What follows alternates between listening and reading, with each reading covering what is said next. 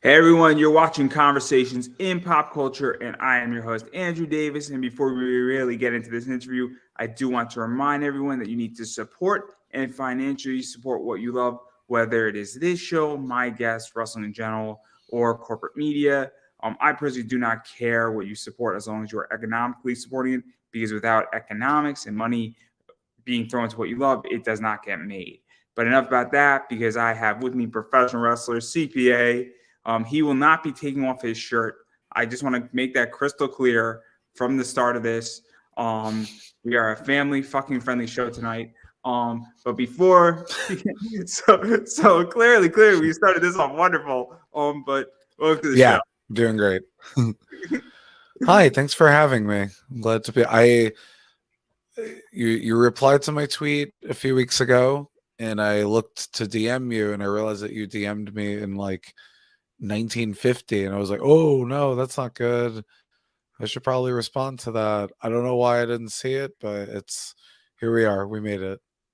No, I'm super excited. Obviously, I'm joking around, and Yeah. I've been watching you for about 3 years. So, and I know you've been wrestling a lot longer than that.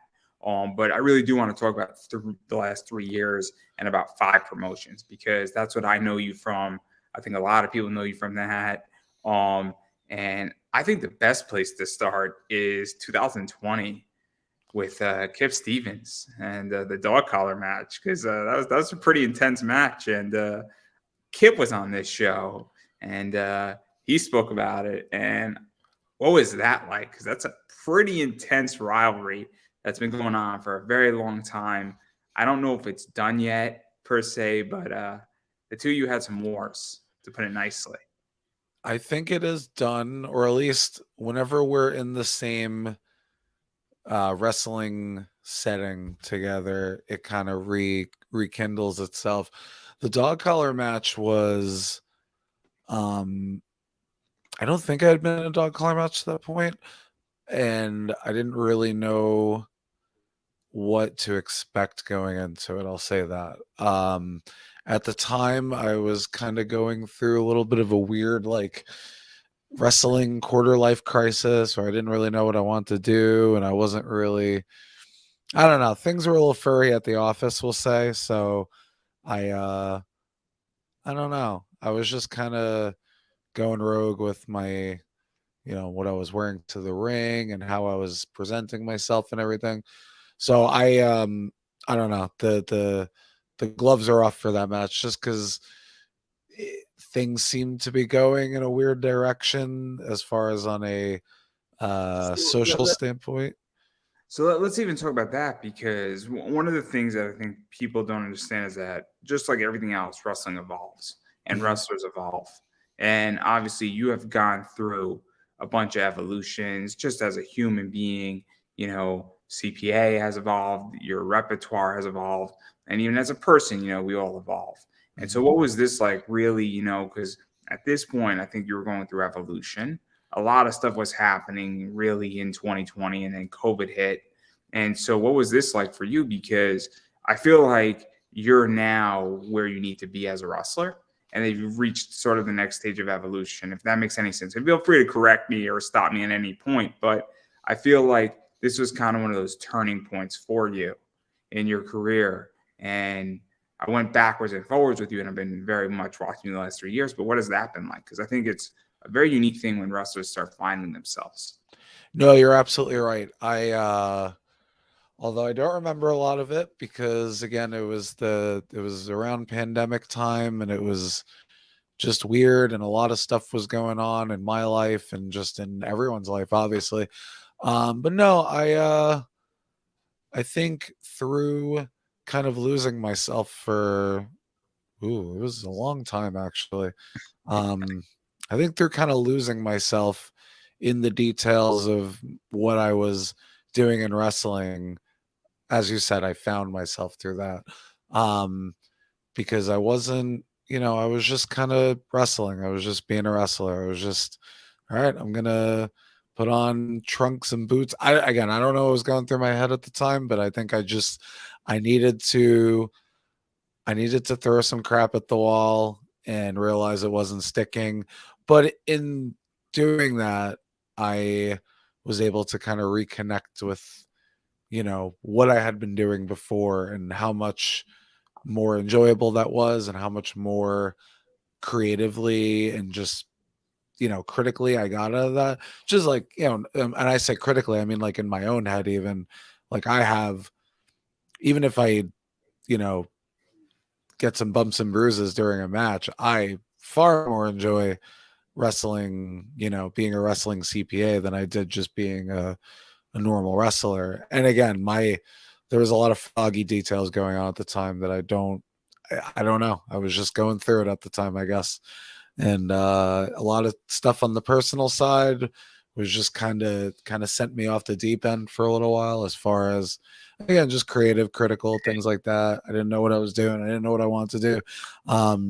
So even to talk about this too, and even to jump a little bit into 2021, I mean, obviously you had some great matches with people like Aaron Rourke, Bobby Orlando, Slade is another one, Mhm. Davey N, and then there's a few others, and then obviously I think you faced Max Caster as well. And so, I mean, obviously this I think was all in Cap, and Cap is an amazing company and train wrestlers really well. And so, what was this like? Because these are some of the matches that I know you from mostly. And, obviously, this was when I feel like you were starting to find yourself in certain ways and having the matches because I went backwards to researching you a lot. Because I didn't know some of the earlier stuff before. But what was that like? Because this was sort of the fun CPA, if that makes any sense. Because you as CPA, and when I see CPA on a card, I'm like, oh man, we're gonna have a fun, good wrestling match. Like that's how I view it, and that's how I view you right now, especially when we get to Wrestling Open. Every match you're in is fun. Yeah, that I feel like the match with Slade at the Return of the Cap show, I think it was, that was kind of like, so I started, wearing the pink shirts and the button downs and the clip-on ties again. Last April, May, I don't know, one of those. And I was a little worried about just kind of losing that spark. I was like, I don't know if people are gonna like want to see this. I don't know if this is gonna translate anymore. I feel like maybe people have moved on from wanting to see a CPA wrestler. And that match with Slade, I went into it thinking I'm gonna get booed out of the building because it's Slade. Like Slade is a an entity to himself, and I was very well received by the crowd. And I don't get me wrong, I got my ass beat during that match quite a bit. I think I got a concussion during that match, actually, if memory serves correct, which I think it does, despite the fact that I did get a concussion, and that is most certainly a detriment to memory. But yeah, during that match, I kind of, even in my mental fog, I definitely felt like, all right, we're back. We're hitting the ground running now with this. Let's even talk about that because it's very interesting right now. And I come from the comic book world. So I have a friend who wrote a book and then the book did really well. And then he wanted to write, he said, oh, this was going to be a one shot. And then he had to kind of backtrack because the first one did really well. And he hit lightning in a bottle.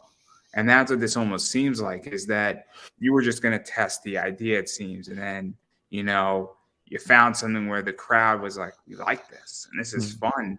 And, we want to see more of this. And you realize that it worked. And it's one of those things, because I feel in wrestling, sometimes you have to try 4 or 5 ideas before you find the right one. Or sometimes you just strike something because you're like, man, this is a stupid idea, but why the hell not? Right. And then it's like, boom. And then what was that like? Because you must have known immediately, right when it was going on. You're like, man, I hit it perfectly. Yeah, so my first few years of wrestling, I would get, I'd get good reactions. Like the crowds are. It wasn't. It goes beyond the crowds being into it. It goes into like a whole personal thing. Where when I was growing up watching wrestling, I of course, I was into the wrestling part of it. I liked Bret Hart, I liked Shawn Michaels, I liked Ricky Steamboat and all the good wrestlers. But I mean, like, weirdly enough, what really actually got me into wrestling was guys like Kamala, Undertaker, Giant Gonzalez, Papa Shango, like all like the weird, like macabre stuff. And so, or like, the characters, like Junkyard Dog and like Hacksaw Jim Duggan and all those guys. So when I got into wrestling, I would always have people after the shows. And like, when I say always, I mean like almost every show I was on, whether it was at Rahway for Wrestle Pro or whether it was in some random place in Brooklyn or Pennsylvania or West Virginia, whatever, all the weird places that I traveled to in my weekends. And I would always run into people who would say like, hey, my mom is here. She's never watched wrestling. She hates wrestling, but she really likes what you do. And so that sort of tapped into my very vain, selfish want to get people who don't like wrestling to like wrestling. Because So let me touch on that too, because my friends are not into wrestling, and we were gonna go see a movie, but I had to upload something really quickly, so they had to wait around for me for 10 minutes. So while they were waiting, I showed them the Invisible Man match at GCW Spring Break. Yeah. And they immediately just started laughing, and they immediately got it, and they're like, "This is wrestling." And they're into comics, and I don't know if it's macabre stuff, but it's suspending belief is what I like to call it. Mhm. And they're like, dude, this is great, man. If this was wrestling, there was a card match like this on, the card every single time, I would be into wrestling, because, it's one of those things where, and that's the match that I like to show a non-wrestling fan, because you'll either get it or you won't. But that almost seems to me that like, that's kind of what it is, because I think it's more enjoyable if you convince somebody who is terrified of wrestling or doesn't like wrestling to watch a match, and you find a match or a character or a wrestler they like, and like, I kind of want to see that character again, because it's easy to convince a wrestling fan than make somebody grow on an already existing fan. I think it's harder to bring somebody into the circle.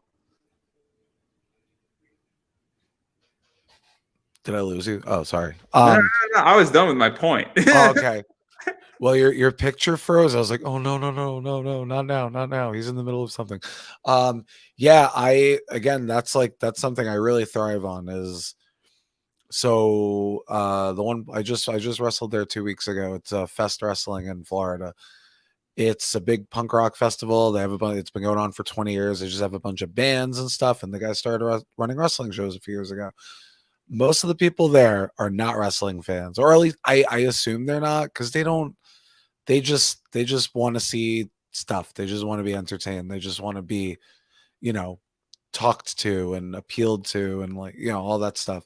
So when I go down there, every time I go there, it's like I have to be, everything I do has to be entry level, because I don't want to overwhelm people. I don't want to say, oh, you know what this all is, so I'm just going to do a bunch of wrist locks and stuff, because I'm not there are 20 wrestlers who are better at doing that than me. And I don't know, I just feel like giving people that sort of entryway into pro wrestling is not bad, but there's a better way to do it. And for me, it's what I do. I like to, give people a more real life look into what a person who, like, I'm in good shape now. I wasn't always in good shape. I used to get picked on when I was a young CPA, and I used to get into fights all the time. And I used to get name called and all this stuff, because I wasn't the biggest kid in school. So for me, CPA is me. CPA is me. I mean, I'm not, that's not even me talking. That's not even me talking hypothetically. CPA is me. CPA is what young CPA would do in a fight. So I'm never going to just go up to someone and be like, hey, I got some shit with you. Like, I'm going to, feel it out. Obviously, like, we're all there to wrestle and win matches and all that stuff. But like, you know, I'd rather, I'm not like a naturally aggressive person. So if I go into a match, I'm like, all right, I do want to win, but let's see what happens first. You know, let's see what the other person has to bring to the table. And that's me walking down the street, you know. And I feel like that's a more relatable slant on what we do than just going in there. And again, there are people who are great at chain wrestling and doing cool moves and stuff like that. And I, you know, all due respect to them, but I'm not. In case that wasn't clear in what I do, but I think I'm very good at what I do because what I do Great. is what I do. Yeah. I think you're great, and obviously you've had great matches. And I mean, the start, and then obviously, I mean, you had great matches with Aaron Rourke, and Aaron Rourke, I think, is really straight out of Cap in a lot of ways. I think Bobby Orlando, Bryce Donovan are also straight out of Cap. I think they were both trained there, right? Yeah, all three of them. Yeah. And so you had great matches with them. And then was Max Caster trained out of Cap as well, or was Max later on added into Cap? But I mean, you've had some amazing matches with Max Caster and then Bear Bronson as well. And so what is this like? Because 2021 were all these great matches, and I thought it was great wrestling. I really did. And when I say great wrestling, my opinion of great wrestling is not doing a suplex or being technical. It's telling a story in a ring. Because to me, wrestling is not, athleticism is a part of it, but you're telling me a battle between two people. And I think Chris Hero said it really well. It's almost like a Shakespeare play where there's the first act, the second act, and then anything could happen in the third act. Yeah. And the good guys win sometimes, the bad guys win sometimes. Sometimes the good guys and the bad guys become the same, and they're fending off another thing, and you're telling a story. And so that's what I think really happened with all these matches, and even going into 2022 with some of these guys as well. And so what is this like for you? Because obviously a lot of these guys stepped up their games too. Aaron Rourke got a hell of a lot better in the last year and a half. Max Caster got massively better, and AEW, better to some degree. And then Bobby Orlando and Bryce Donovan are just fantastic wrestlers. So what is this like for you? Because you could hang with them. You're telling great stories with them. And that's what I love about what you're doing right now, more importantly than anything else. It is just because of the reputation that Creative Pro has. It is, I always feel like I'm fighting an uphill battle with the way that I wrestle, the way that I present myself and all that stuff, because obviously everyone knows Cap as like, oh, this is where all the AEW guys, or this is where a lot of the AEW, like that's the AEW wrestling school, basically. Like, I think the largest collection of people out of all the places in the country or in the world that have, ventured their way to AEW are from Creative Pro. So being in that group, but not necessarily in that group, as far as like I'm still just an independent wrestler, it is a little intimidating. So I do have to kind of, for lack of a better phrase, I do kind of have to show ass when I'm wrestling with people like that. And that's not like something I would normally do. I mean, I say that, but I mean, no matter how many people I'm wrestling in front of, no matter what, first match, second match, third match, pre-show match, main event, whatever, I always want to leave everything I have. And I know this is like it's a very corny wrestler phrase, but I do always feel the need to leave literally all of me in the ring, whether it's, again, no matter whether it's against someone like Aaron Rourke, someone like King Crab, someone like, Brother Greatness at Open, or Ray J, whatever. I'm always like, let's go. Like, let's go. I love Brother Greatness. He's great. He just followed me on Twitter today. He's a little mean. He's a little mean, but he's very entertaining. Very entertaining human being. Very entertaining. I think he makes me laugh. He really does. He just makes me laugh. Like, look, when I'm having a bad day, like I've had a few bad Thursdays this year, and when I turn on Wrestling Open and I see Brother Greatness and somebody put the baby in his thing, That was classically funny. And then he took a picture and then he shoot another wrestler away when he was like playing with a baby. I thought that was golden. I thought that was golden. And like that's the moment of the year. If that doesn't win an IWTV award, I don't know what will. That needs to win an award. It's brilliant. It's so good. If I was there for that, I don't think I was there that week. If I was there for that, I probably would have had to have been escorted out because I watched that on Twitter and I was like howling with laughter. It was the most insane, surreal, not the most insane, surreal. Like for all the clips we see every Monday of like death matches of people going through shark tanks and barbed wire and all this stuff like that is what really gets me. I'm like, all right, this is actually fun. This is the stuff I look forward to. I look forward to seeing Brother Greatness literally get a small child put into his collection plate. Like it does not get any better than that ever. And I feel like the first time there was a clip of me ripping my shirt off, I wanted when I saw, not to be vain, but when I saw the Twitter metrics on that clip going up and up and up, I was like, I hope I genuinely thinking at the time, I hope I'm giving that feeling to people looking at it and watching it. Like, oh, this is good stuff. Like, this is what I enjoy seeing. Of course, there are a few people who are like, oh, would Bruiser Brody do this? And I'm like, no, he wouldn't. But Bruiser Brody didn't wrestle with a button-down shirt on, so You could he curse wouldn't on do my it. show. I don't care. Yeah, I'm generally a wholesome wrestler, but yeah, like fuck, like let's no Bruiser Brody and Nick Bockwinkel and all these guys wouldn't do that, because they had different styles. What are you gonna do? You But need to talk about that though, because I thoroughly enjoy when you take off a shirt, and I think it's hilarious, and I think it's evolving the match. Like, because the whole thing for me is that I want to be entertained when I watch wrestling. I don't want necessarily to see the same thing. Where if I want to see a technical match, I'll watch Ray Jazz and Neil O'Neill go at it, and that was a technical match. If I want to see a Hoss go at it, I'll watch Tyree Taylor go at somebody else, And when I see you wrestling somebody, I'm like, cool. He has a shirt, then he has a shirt underneath.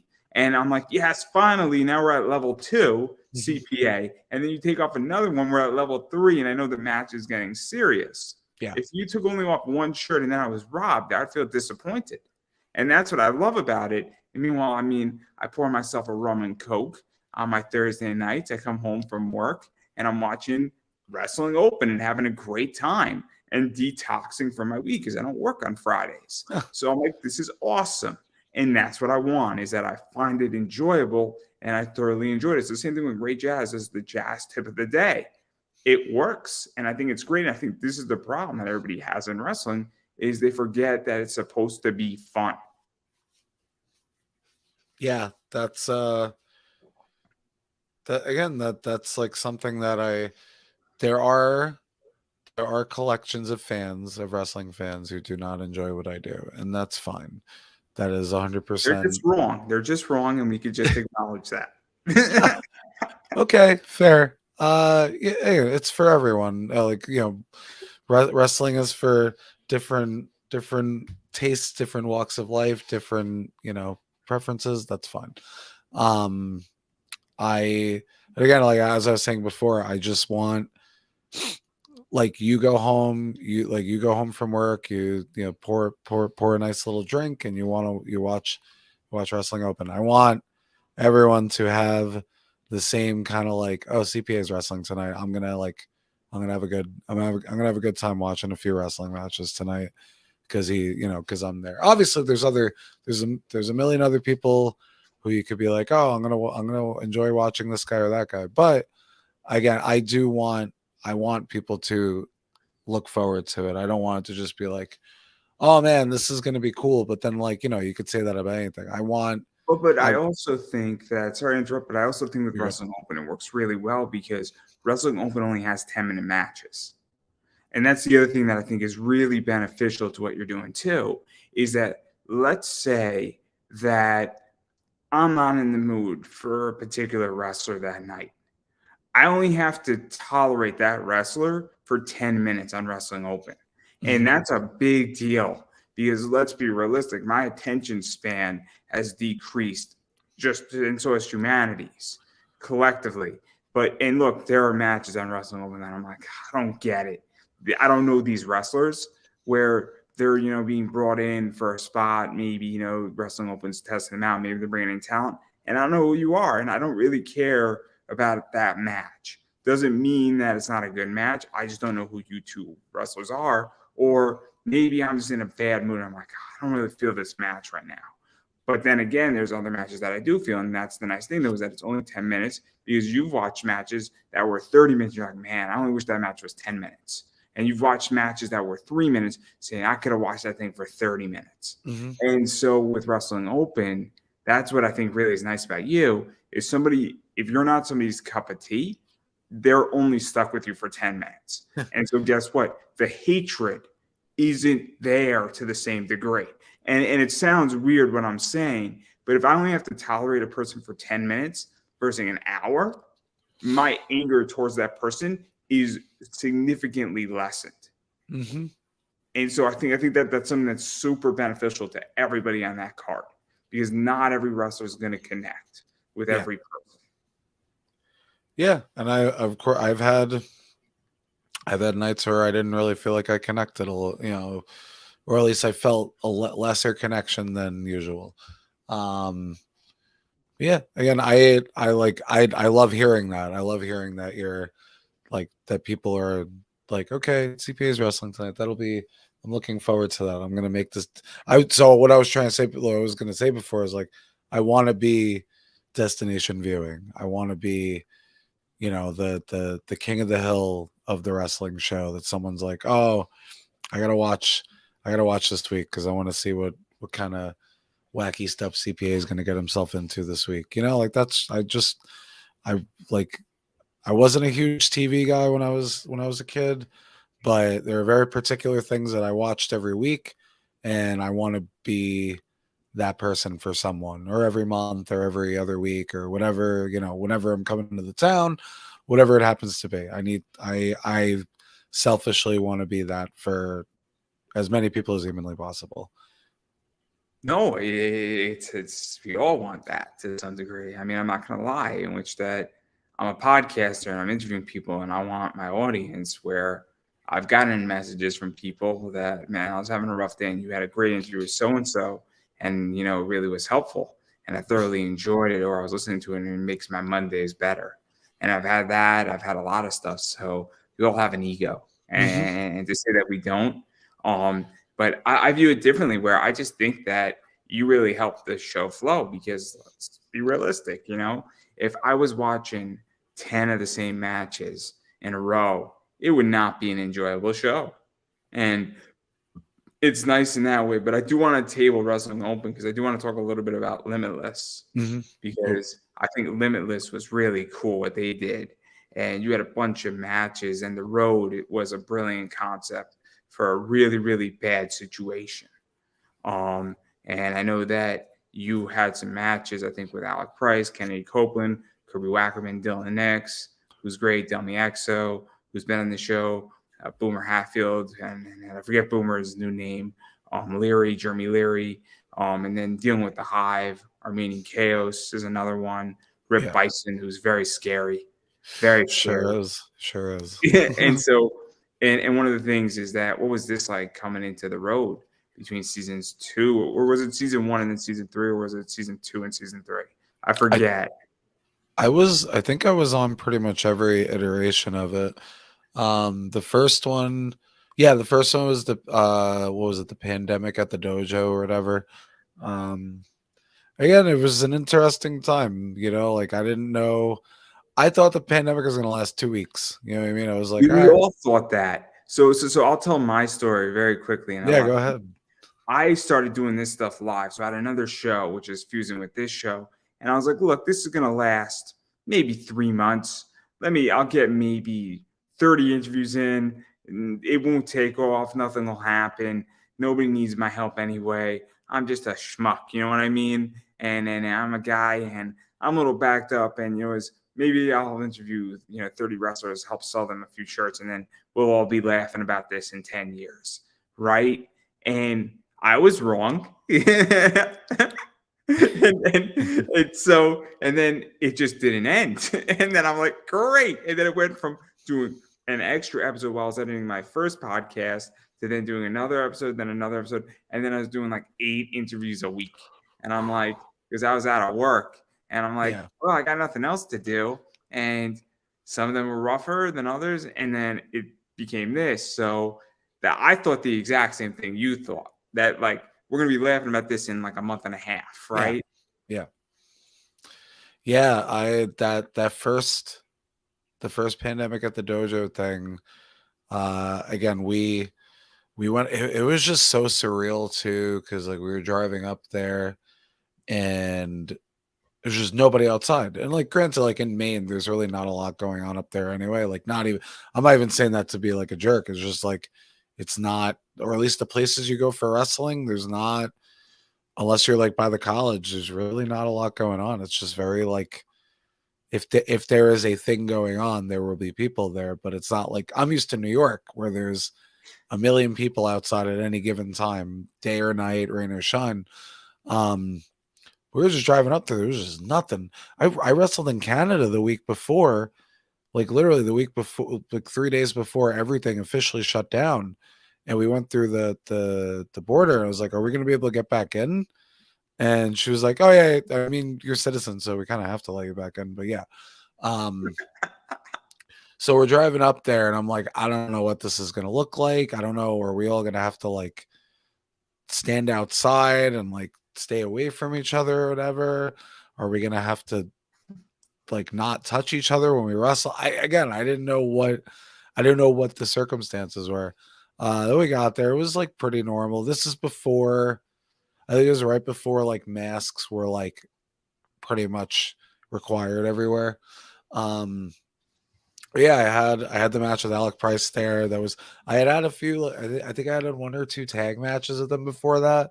And I was like, oh, this guy's like, he's pretty good. Let's see what we got. Let's see what we got out of him. And it was a wildly physical match. And we only wrestled. It was like a 5.5, 6 minute match, but it was physical. But it was like, I don't know. So that was kind of stage 1 of my kind of metamorphosis from like late 2019, early 2020, where I had the match at Alec and I was like, all right, I think things are going to work out once everything goes back to normal. I think whatever I'm going for now is going to be good.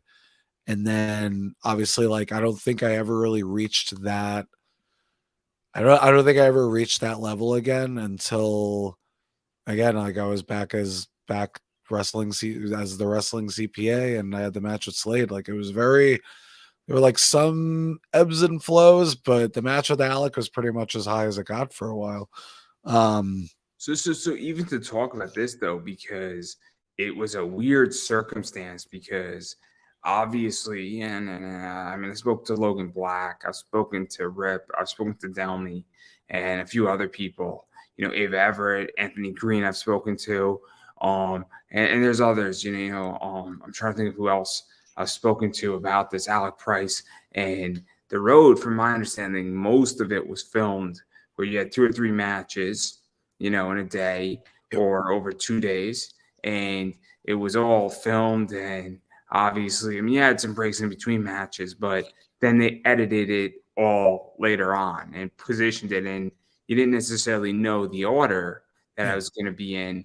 But what was that like? Because it's kind of a weird way how to produce a wrestling show, handle a wrestling show, but it's also somewhat convenient. It's almost like taping, a bunch of episodes of television all in one sitting. Yeah. Those are some long, long days. I mean, like, I think the one we filmed in, what was it, probably September, October. The first day we got there at noon, and I don't think we left until about 1 o'clock in the morning. I don't think I've ever watched that much wrestling in one sitting. and I've been watching wrestling since I was like 6 years old. I don't think I've ever watched that much wrestling in one sitting. I watched almost every match, unless mine was up next because I had to kind of just get my head right and figure out what I was going to do. But yeah, those were some long, long, long days. But you know, I got to like hang out with people that otherwise I wouldn't have seen. You know, like I got like pretty close with like Anthony Green and Abe Everett, and I got to know Davey Ender in that time a little bit, and I got to know like some other people like Love Doug, like people that I'm like friendly with now who I just like peripherally knew through like Twitter. But I also got to see like TJ Crawford, someone I'm friends with, who I just hadn't seen, or maybe I'd seen him once or twice. But yeah, it was weird because again, we're going up there. We're like, how long are we going to be doing this for? How many times are we going to go up to like these secret like wrestling shows? I feel like they're like underground secret wrestling shows that like nobody knows about. And then we don't know like when the matches are going to come out. And we don't know if people are going to like,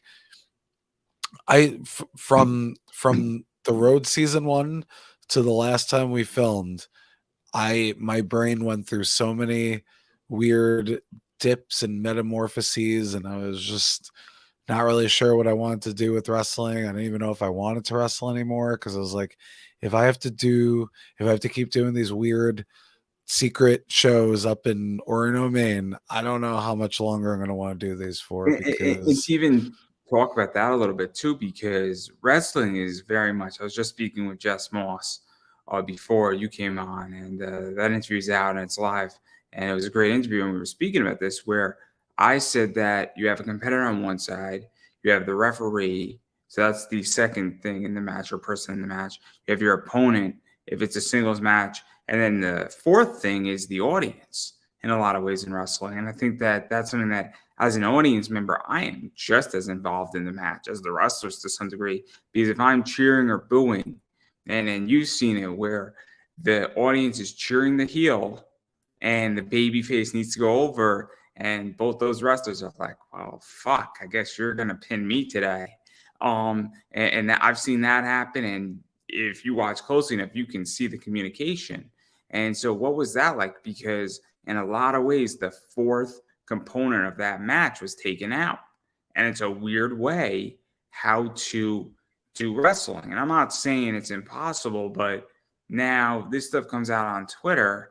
And now we, the Twitter audience, are telling you how you did to some degree, and you're getting that reaction as we're all seeing it. And while your fellow wrestlers are watching it, I don't think they're a fair gauge of determining really how the audience sees it, because they're another wrestler, and the audience that's always in there and the fan is a different, I think, interpretation of it. If that makes any sense.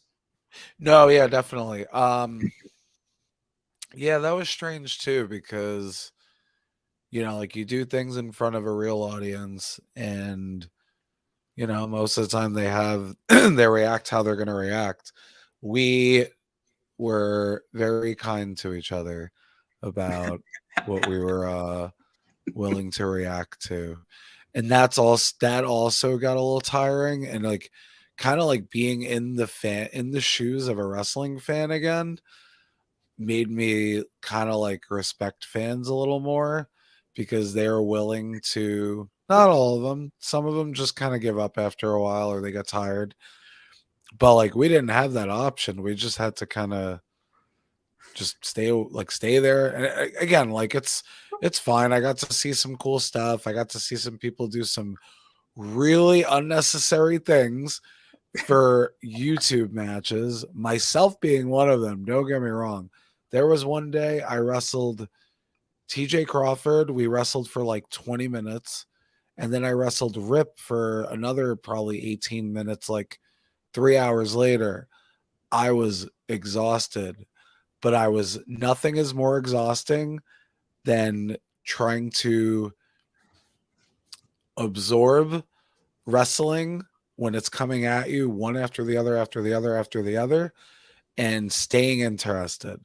So I have a lot more respect for wrestling fans and the commitment they have to watching us throw ourselves around and throw each other around than I ever had before that. Because again, we were Yes. there for 12 hours a day, cheering for each other, booing each other, yelling, trying to think of like creative stuff to yell at each other because we were just like, oh my God, I'm exhausted. I can't even keep my eyes open anymore.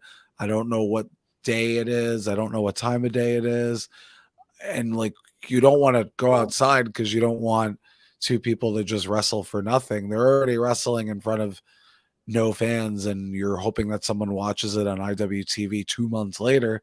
But yeah, it was fun, but there were some moments where I was like, I just kind of felt Limitless did a good job with releasing it because they were running some contests, giving away free cards and stuff, signed. I yeah. got a Dylan Nix card for people who were participating. That was cool. And they were good about that. And they sent a cool postcard from Maine. It's cool. I still have it. And they were very responsive on Twitter for everybody who was, tweeting about it and all that stuff. And so that was cool in that regard. And yeah, I agree. I went on a 16-hour wrestling watch, and let's just say I rather embarrassed myself at one point that I do not want to talk about because if you ever call the police on yourself, it's not a good day.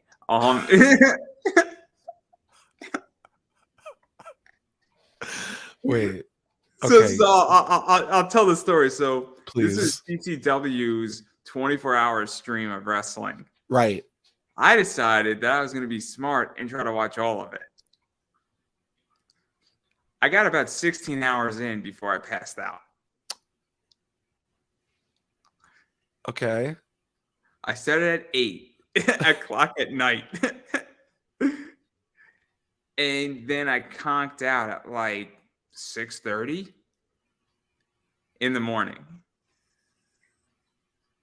Wow. So you oh wow. Now here's the kicker.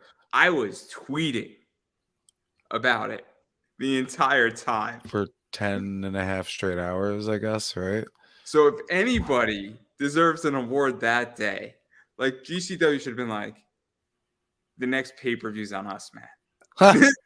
They should have just like, here's a promo code, dude. Like, you're a trooper on this one. Because I figured that no one's gonna tweet at these wrestlers at 3 a.m, so I had to step up. Yeah. I had to be a team player this round. I respect you for that. I don't know if I'd be able to do that. I mean, I guess when I was younger, before I got into wrestling, I probably would have had the stamina to do that, or at least try to do that. I had a few monsters.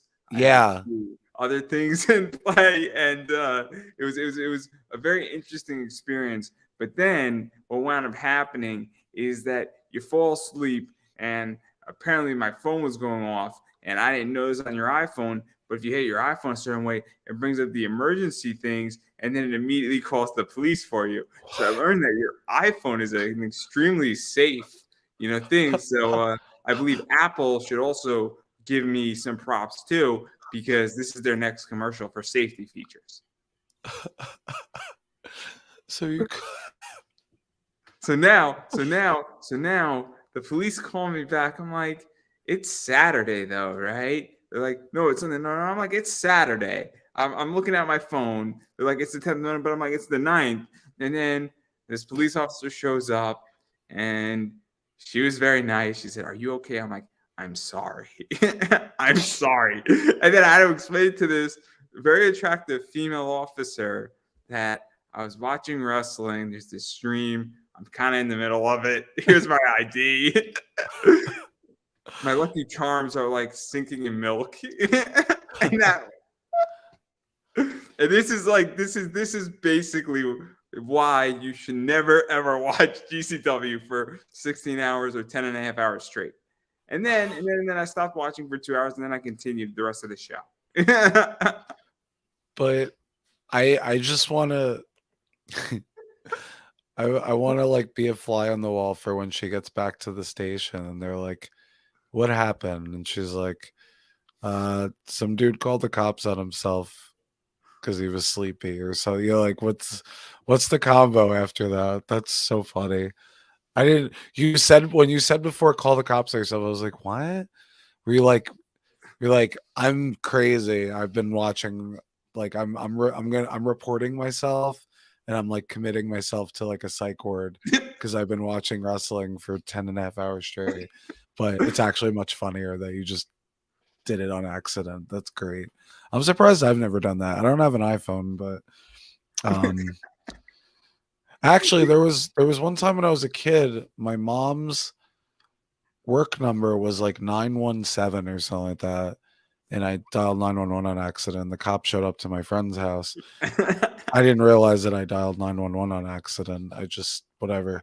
And they're like, someone called 911. I'm like, no, I called my mom.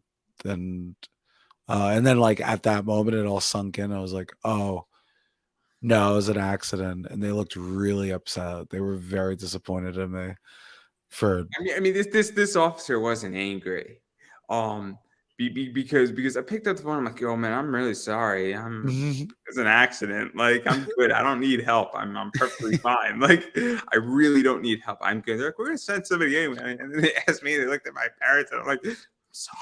And then I had to like say to my parents, "I'm sorry." But wow. it, but it was great. It was great. If I saw the officer in another situation, I probably would have asked her out at least for a drink because she was cute. But I figured it wasn't appropriate in that circumstance. You know, at that stage you might have gotten away with it just because she was like, what did I come here for? Okay, I got a number out of it. That's cool. All right. All's well that ends well, I guess. I mean, maybe I should have taken the shot. Who knows? Maybe she would have been a wrestling fan, and maybe she would have been like, "I get off in an hour. Can I come back?" And like, Yeah. it would have been just saying, just saying. Yeah, crazier things have happened to me, so I'm sure, you never know. Who knows? Who knows? Maybe we would have gotten married in the ring, for all I know. We got to watch 10 and a half hours of wrestling first. That's the cocktail hour, the cocktail 10 and a half hours. No. That's the test to see if she qualifies. Right. Yeah. That's like that's a litmus test. Yeah. See if it's meant to be. This is so terrible. This is just so terrible. This is just absolutely terrible. It's gonna be all left in too, which is even better. I can't say that anybody will get smarter by listening to my show, but I will say you will be entertained. I will say that. Um, but I do want to talk about Blitzkrieg really quickly, and we've obviously opened up a door here, so we should eliminate some in the meanwhile. And you had a 4-door elimination match, and Yeah. that was crazy, and a lot of wood was broken. Also, well, other than wood being broken, Slade chokeslammed me through the door, which deemed me eliminated. And then he kicked me out of physically kicked me out of the ring, and I hit my head on the steps on the way down, which hurt about 400 more times than the door. And I still have like a gross scratch on the back of my head, and I still have like I must have started bleeding a lot. It was like open, like it was like bleeding badly. Yeah, that was more painful. That was the first Blitzkrieg show back in like 2 years or whatever, a year and a half. And yeah, Slade forcing me out of the ring and me slamming my head on the steps, which nobody saw, by the way. Nobody cared. Like nobody was like, "Oh man, that was crazy when that happened." Nope, nobody cared because they were on to the next thing that happened in the match. I'm on the floor, my head is gushing blood. I'm like, "Yep, we're back. We're back, baby. Big comeback show." I gotta go get stitches. I didn't get stitches though. I just kind of did the wrestler thing and dealt with it. But it was yeah, that was fun too because I wasn't originally supposed to be the wrestling CPA that night, but I just said, you know what? we're going to do this. We're going to do this right. Let's do this right. The last time I had been in that building, I wrestled Nick Gage and Jeff Cannonball, and I bled profusely. I said, you know what? We got to do this right. We gotta turn over a new leaf. And we gotta bring the CPA back. It was, it wasn't the worst night ever, except for that whole stairs situation. Yeah, I feel you. I feel you. I do not like stairs. They are not for me. They are not for me. And then you had a bunch of other great matches. You had obviously King Crab, Dr. Cube. I love Dr. Cube. I think you had a match involving Kaya McKenna, and Yeah. she's great. I love Kaya. I think she's amazing, and I would love to see her in like AEW or Impact. I think she would do wonders in Impact. I think she'd be a great addition to their knockouts, division. I really do. I think she'd add a lot of cool stuff to it. I think there's just a lot of matchups. Perry Von Vicious as well, Mac Daniels, and then Team Limitless versus Team Blitzkrieg, and that was cool too. And yeah, so what was this like? Because I think Blitzkrieg has been very good to you.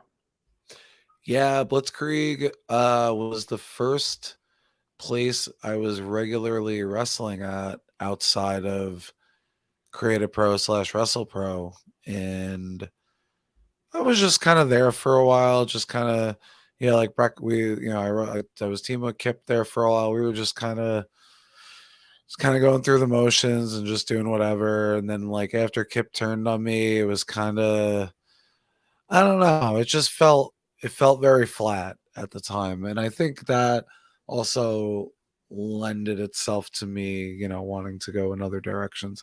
But on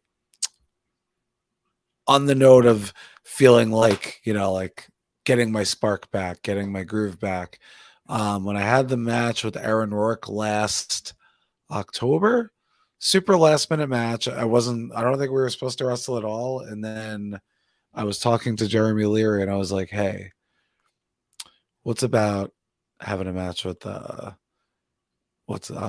Aaron Rourke? And he's like, I mean, if you want to fight him, I was like, I do. Let's do it.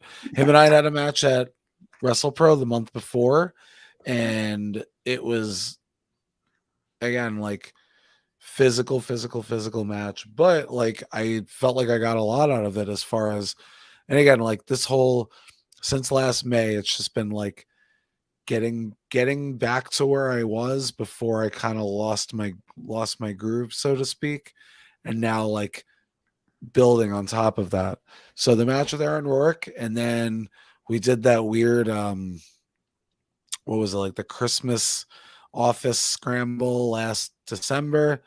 And during that match, I was like, all right, I think we're gonna be okay. And like the Hermit Crab, the King Crab match, whatever their name is now, Hermit Crab, King Crab. That match, although I was very frustrated during that match because I threw myself through. Well, I didn't throw myself through a chair. I fell through a chair, and then Hermit Crab threw me in the ring and started choking me with his weird claw things. I was like, man, this isn't fun. This isn't great. So I had to. But after the match, I was like really fired up, and I was like, yo, Jeremy, give me a title shot, bro. I've been here forever. And I just yelled it, and everyone was like, yeah. I was like, all right, I guess people are cool with this, so I'm just gonna keep asking for it until it happens. And then like I had the match at Big Beef in March, and like, bro, that match was insane. I thought I was gonna die several times during the match, but it was just at the conclusion of the match, the reception that I got after winning that match, I was like, all right, we're gonna shoot our shot tonight. And I got on the mic and I was like, hey, I'm gonna be in the Mother of All Scrambles in June, and I'm gonna win it. I'm gonna get my title shot. Let's fucking go. And everyone was like, yeah, cool. And I'm like, all right, we're calling our shots now. Let's just do it. Let's just make that happen. So now next Saturday, I'm wrestling VSK for the Blitzkrieg title. So, all night is always darkest before the dawn, as they say. So I had my dark periods. I had my moments where I wasn't sure what was going on. And next Saturday we're doing it. We're going for broke. We just gotta get in there and just get our hands dirty and try to get a title. I haven't won a title. I haven't held a title in almost 6 years, so I think it's time. Let's even talk about the alphabet a little bit, because we got AEW, we have Paul Wright, we got RSP, and we got VSK, and we got you in a match. So we got a bunch of the alphabet going on here. Yeah. And then we have the formerly known as a very big show happening. Yeah. So what was that like? Because obviously I'm making a joke out of this, but it's very cool that you were in an AEW ring. Paul Wright is the big show, and you're with some of the best wrestlers in the world. And obviously it was a 3-on-1 handicap match. Made him look good, but still pretty damn cool to be in an AEW ring. Yeah, that was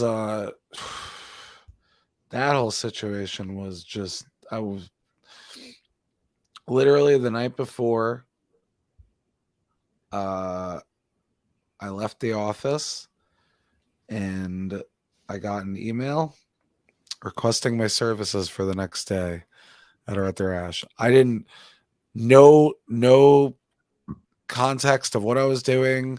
I just knew I was going to be there. And I grew up in Queens. I was like, that's cool. Maybe I'll maybe I'll throw on a security shirt and go try to break up a fight or something. Who knows? We'll see. The night is young. The night hasn't even happened yet. And I get there and they're like, hey, you're wrestling tonight. I'm like, oh, cool. Maybe it'll be me, and maybe I'll get tossed around by I don't know, Christopher Daniels or something. Who knows? And then I look at the board, and I'm like, wait, I see my name, I see VSK, I see RSP, and on the other side I see Big Show. What are we? I just had to kind of I took a lap around the building. I'm like, no, that's crazy. I'm going to go back and it's going to say CPA against Mark Quinn or something like that, not taking anything away from Mark Quinn, but I've wrestled on shows and possibly been in cars with Mark Quinn. I have never wrestled on shows with Big Show before. And I go back to the board and it's still there. And I'm like, oh, all right, I guess we're doing that. And so I find VSK and RSP and I say, guys, we're wrestling the Big Show tonight. And we gotta make it count. Cause I didn't even know he was still wrestling. I thought he was just going out there and just being big, happy Paul White and just talking to people and stuff. And then I'm like, guys, we gotta strategize here. And RSP wasn't having a lot of it. And I'm like, all right, Vinny, I know you. Let's go in there and let's test his strength. Let's use his size against him. And let's double our powers to try and overpower him. It honestly though, to be real, it was wrestling in front of whatever it was, 20,000 people, 15,000, 18, whatever. It was a lot of people in Queens, New York, where I literally grew up and spent a majority of my life, and unbeknownst to me at the time, having several dozens of people that I grew up with there in attendance. And they're like, is that? And obviously I didn't have my phone on me at the time, but when I got done with the match and I was able to, correct my spine and my skeletal system after getting chopped by the Big Show multiple times, I look at my phone and I just have dozens and dozens and dozens of messages from people that I literally grew up with, people that I've driven with and I've cried with and I've shared classrooms with, literally people I went to junior high school with, elementary school, preschool, insane people. You just wrestled the Big Show. And I was like, I sure did, bud. I'm in a lot of pain. I'll talk to you when I talk to you. And I put my phone down. I was like, So what is that like? Because I had Brian Malonis on last night, and he was in the only match on the Indies with Vince McMahon and John Cena. that's right. And very cool moment. And Anthony Green, I think, was in. Obviously, the guy Brian Russell was in the match too, so he's one of two wrestlers. Anthony Green is one of two wrestlers to have a match where the Bella Twins were in it. That him and his opponent were. Brie and Nikki were on opposite sides while they were taking a break from WWE. And so this is one of those things where obviously a bunch of other people have been in the ring with the Big Show now, but even still, there is a handful of people. So it's a very short list. And what is that like? Because it's kind of a bucket list item in wrestling, and we all have them. We all have them. I mean, I could tell you I'm not a wrestler, but if I got a chance to be attitude adjusted by John Cena, or what I really want is I want to be RKO'd by Randy Orton. That's what I really want. And I'll pay real good money for it.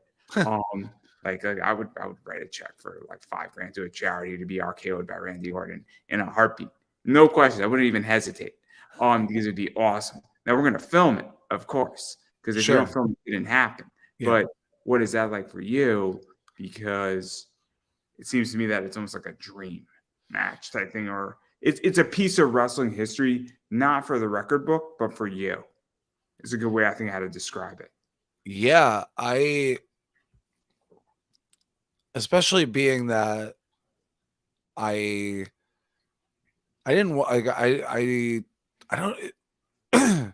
was such a fan of his when I was a kid, just because he was a big, like just a big grunty guy who would just toss people around and chop people, and like super athletic for his size and everything, and like he had like probably one of the best entrance themes of all time. It was just, I don't know. I literally can't describe it.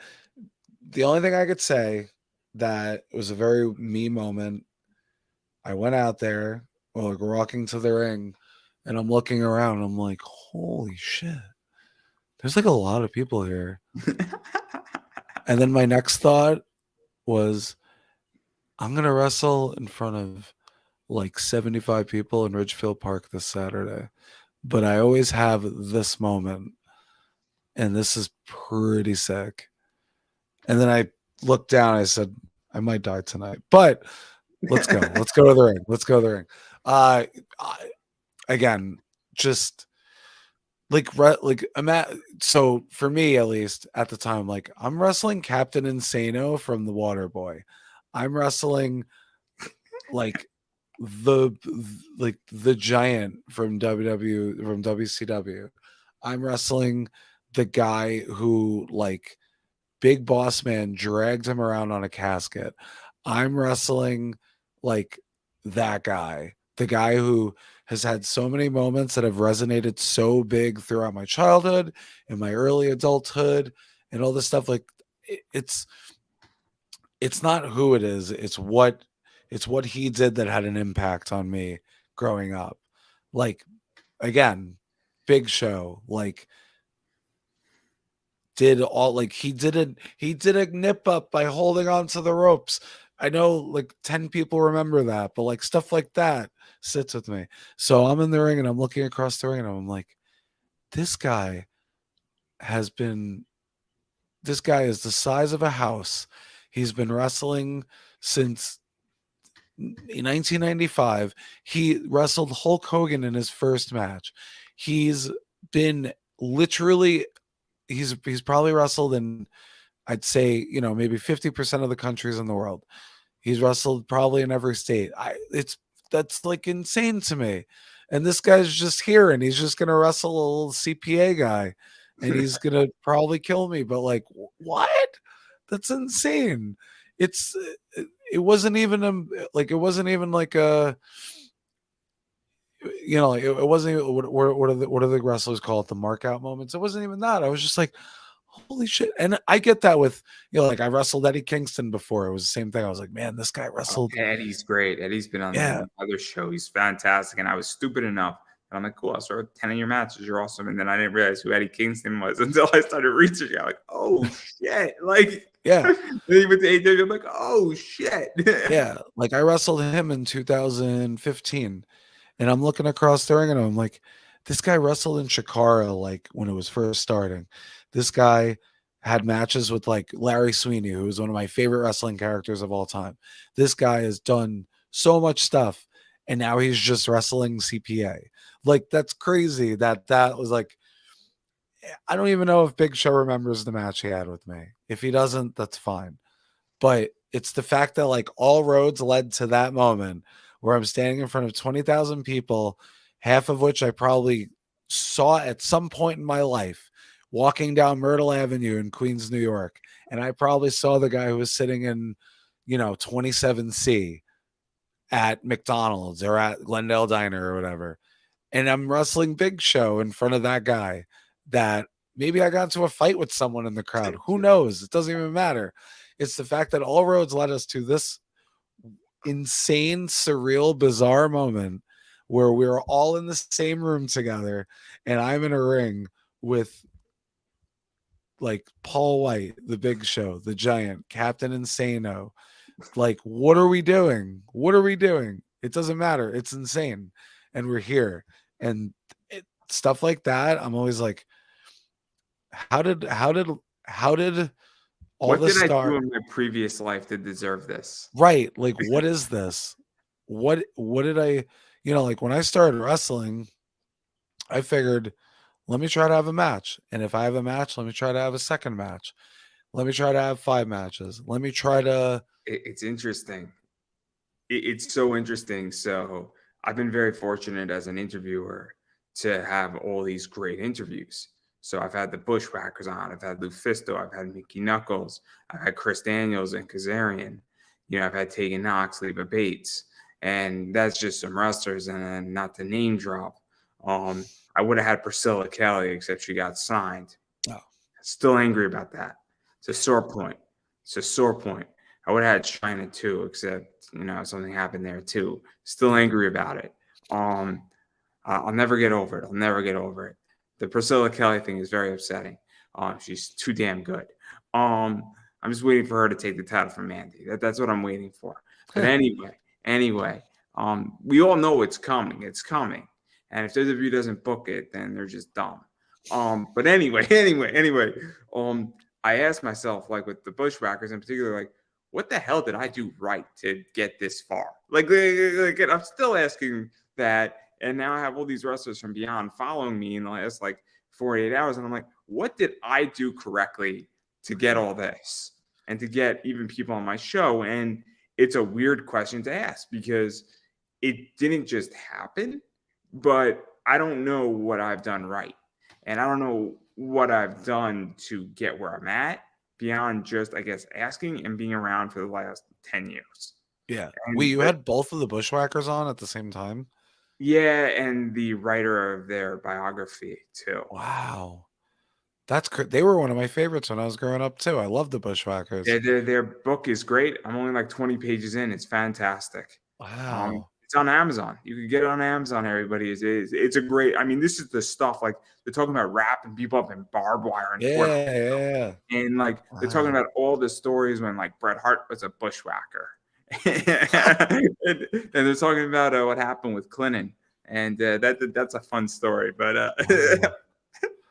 That's crazy. And it was like an hour interview, and apparently got connected with this guy John. And I might have booked that. He's a comic writer, he's a lawyer, and he writes a lot of wrestlers. And I think he's writing Glacier's biography now too. So when he has a cookbook coming out, I think at some point with some wrestlers, and there's one wrestler that I'm aiming for that I may try to get on before, and I got no problem saying who it is. It's ODB. Because yeah, that would be cool. I think ODB would be a fascinating interview. But anyway, enough about that. But yeah, no. You gotta ask her about Tough Enough. I gotta ask her about Tough Enough, and her splashes are interesting. Yeah. Sure yeah. But to her credit, she finished the match. To her credit. Yeah. But yeah, no, that I think that's how I describe it, is that like how did I get here? And then it's not just wrestlers, it's voice actors, it's comic people, and it's like cosplayers. And I'm like, how the hell did I get here? And I Yeah. have no idea. And I'm still trying to figure it out, but not everybody gets that. I know plenty of interviewers who do not get half the shit that I've gotten. And they are, I don't want to make this sound like the way it sounds, but they are just as good as I am, if not better. But I don't know what it is about me. And miraculously, I must be doing something right. And you must be doing something right too. I think for on your end, the way you pitched your podcast, you didn't say like, "Oh, I'm a wrestling podcast." You said like a pop culture podcast. And I was like, "Okay, I'm going to do that. That sounds fun." I'd rather do a podcast where we could talk about literally anything. Like I could talk about wrestling all fucking day, but if you don't mind me going off on a tangent about something that's not wrestling related, I certainly don't mind you doing it. And I'd rather just have that comfortability talking to someone. So I think you have that going for you, and that's pretty cool. You know what it is? It's just, it is what it is. And I thoroughly enjoy it. And it's an uncensored show as well, Mm, where, I mean, somebody said just be TV ready. And so you could curse, you could do whatever you want. But like, it's so weird for me because, it's also, I just ask and I just move forward because I've come to the conclusion that there's a lot more people that need interviews than there are shows. And mm, so I have pickings, and my show has been 92% my choice this season and this year. The other 8% were owed favors, and certain people bought in. And so, certain people sponsored, and so I took care of those people because keeping the lights on yeah, is the point. But even still, when I have 92% control over my show, and I get to keep the lights on. It's pretty cool, and I hit up weird people, and I also push it out like crazy. My yeah. interviews, that's helpful too, where I share out a lot. Mm. And but I digress. It's super interesting, but yeah, no, I mean, I figured it's the Big Show, dude. I mean, I would love to be chokeslammed by the Big Show too. I think it'd be great. Who doesn't? Like, It was a little peek behind the curtain after. So he chokeslammed me in VSK for the finish, and afterwards, once I kind of regained consciousness and like was able to like wiggle my fingers and my toes and be like, all right, we're still alive. That's cool. I look over to VSK and I kind of like reach over and I like hold his hand and I'm like, what is going on right now? What are we doing? Like, I don't know if he could hear me or not, but I was just having like a whole convo with him about just like what is going on right now. Like same thing we're saying on there. Like how did all the energy lead us to this point? Like what did and I guess to VSK it was probably just like, whatever, I'm just here, whatever, like I'm just trying to get a job and like that's fine. And he did and good for him. But for me, I was like, wow. So like I had a match on 205 Live a few years ago, and it wasn't with really who? With who? on 205 Live against the Bollywood Boys. And it wasn't the same experience because I don't know. It wasn't I don't know, it just didn't feel the same, like obviously like wrestling for WWE is like lifelong goal, cool thing to do. Um but it was very I don't know. I felt a lot more nervous for that. Whereas for So this, I was like, oh the wow, way this I view, because a lot of people have done squash matches for WWE, like Lady Frost had one, and I was like, that's kind of, it didn't feel like it was Lady Frost. You know what I mean? Like I've seen Lady Frost wrestle probably about 12 times now, and it felt like she was being constrained versus, because I did see this match and it felt like you have to be CPA.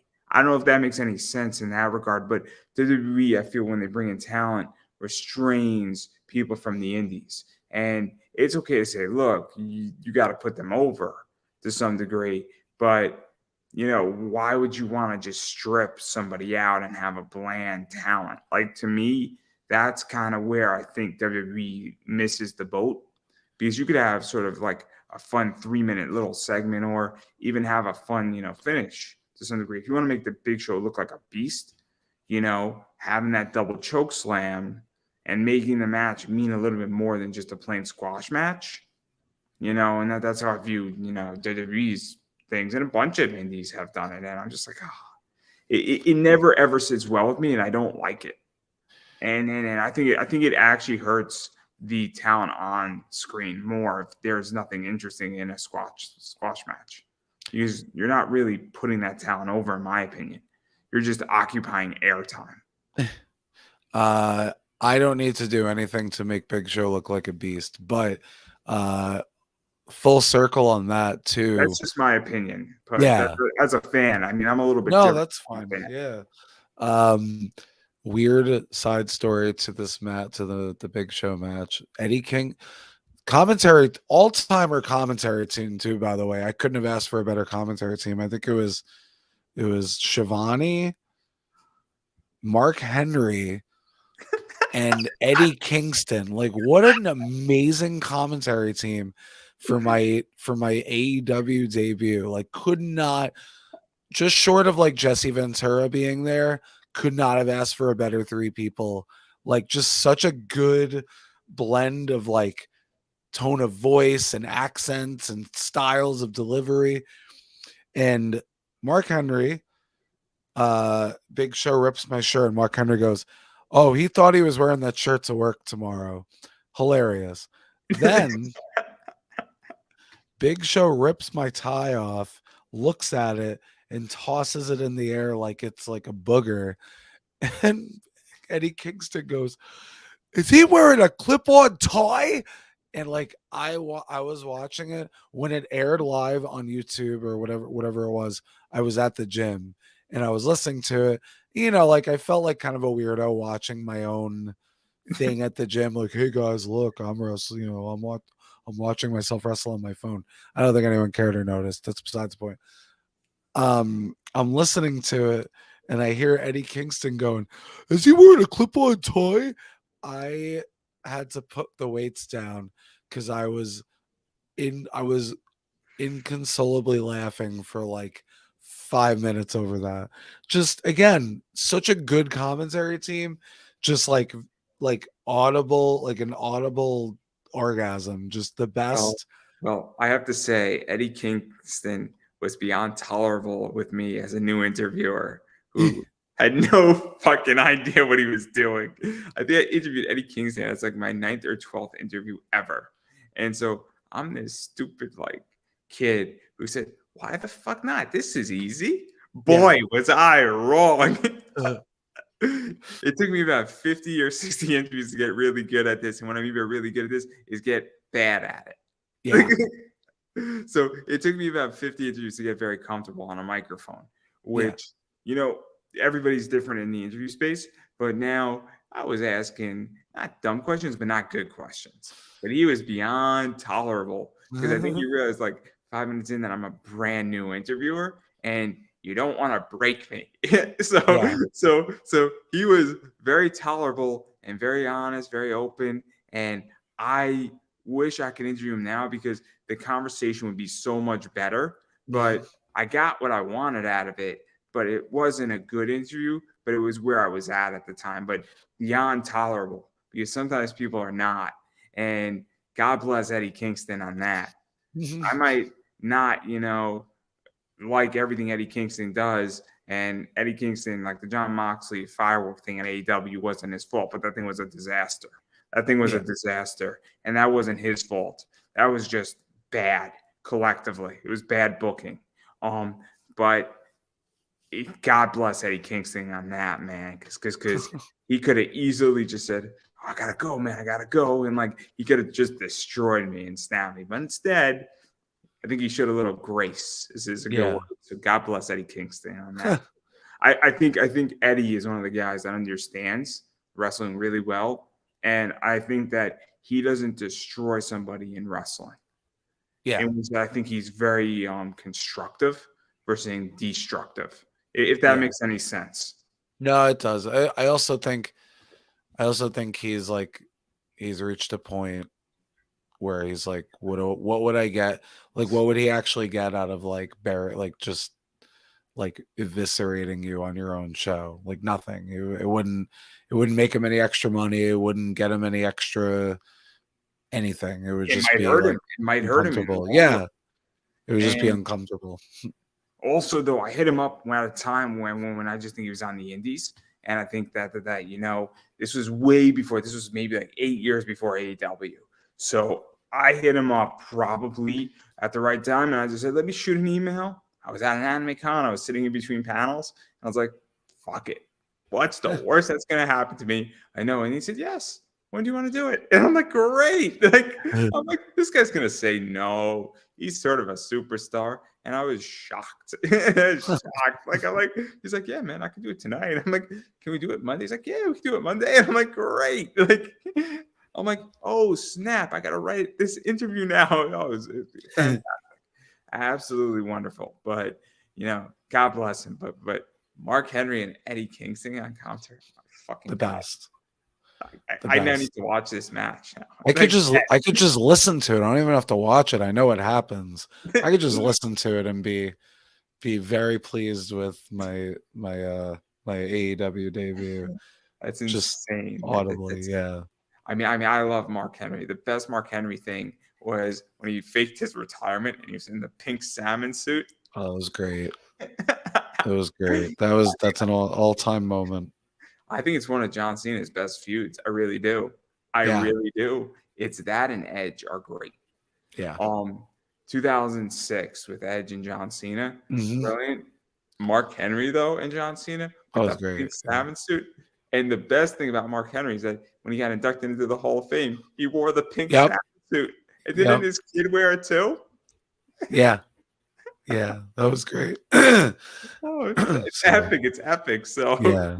But I do want to talk about Wrestling Open a little bit more because you've had some crazy matches. I think you had like 25 or 27 of them now.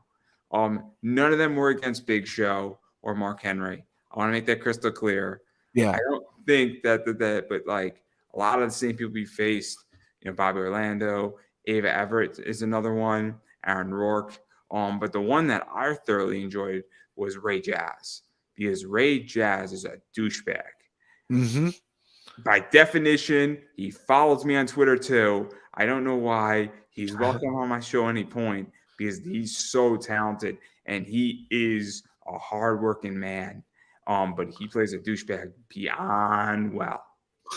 he is MJF reincarnated tomorrow. Like I don't know how to explain that any other way. He is MJF. He looks like MJF. He acts like MJF. He's just the New Jersey MJF. He's NJF, New Jersey Friedman. I don't know. That was I think that was my I want to say that was my third or fourth Wrestling Open match. It was your third or fourth, yes. Yeah. This is like when Open first started. Ray hadn't lost any matches yet. I still don't think he has to date, as far as whoever beats him, Rocket I know who should beat him. Megan Bain should beat Ray Jazz. I should beat Ray Jazz, but that's you can do that too. We were supposed to have a follow-up match, and I didn't tell anyone about this, but I got COVID that week, so I couldn't make it. Yep, that sucked. That was not fun. So I got to sit at home and watch 50 Cal lose to him. That match, just because obviously I follow Ray Jazz on social media, and I see all the workouts he does, and he does rope climbing, and he does all these insane I never amateur wrestle. I never did amateur wrestling, as I forget how to talk as we go into.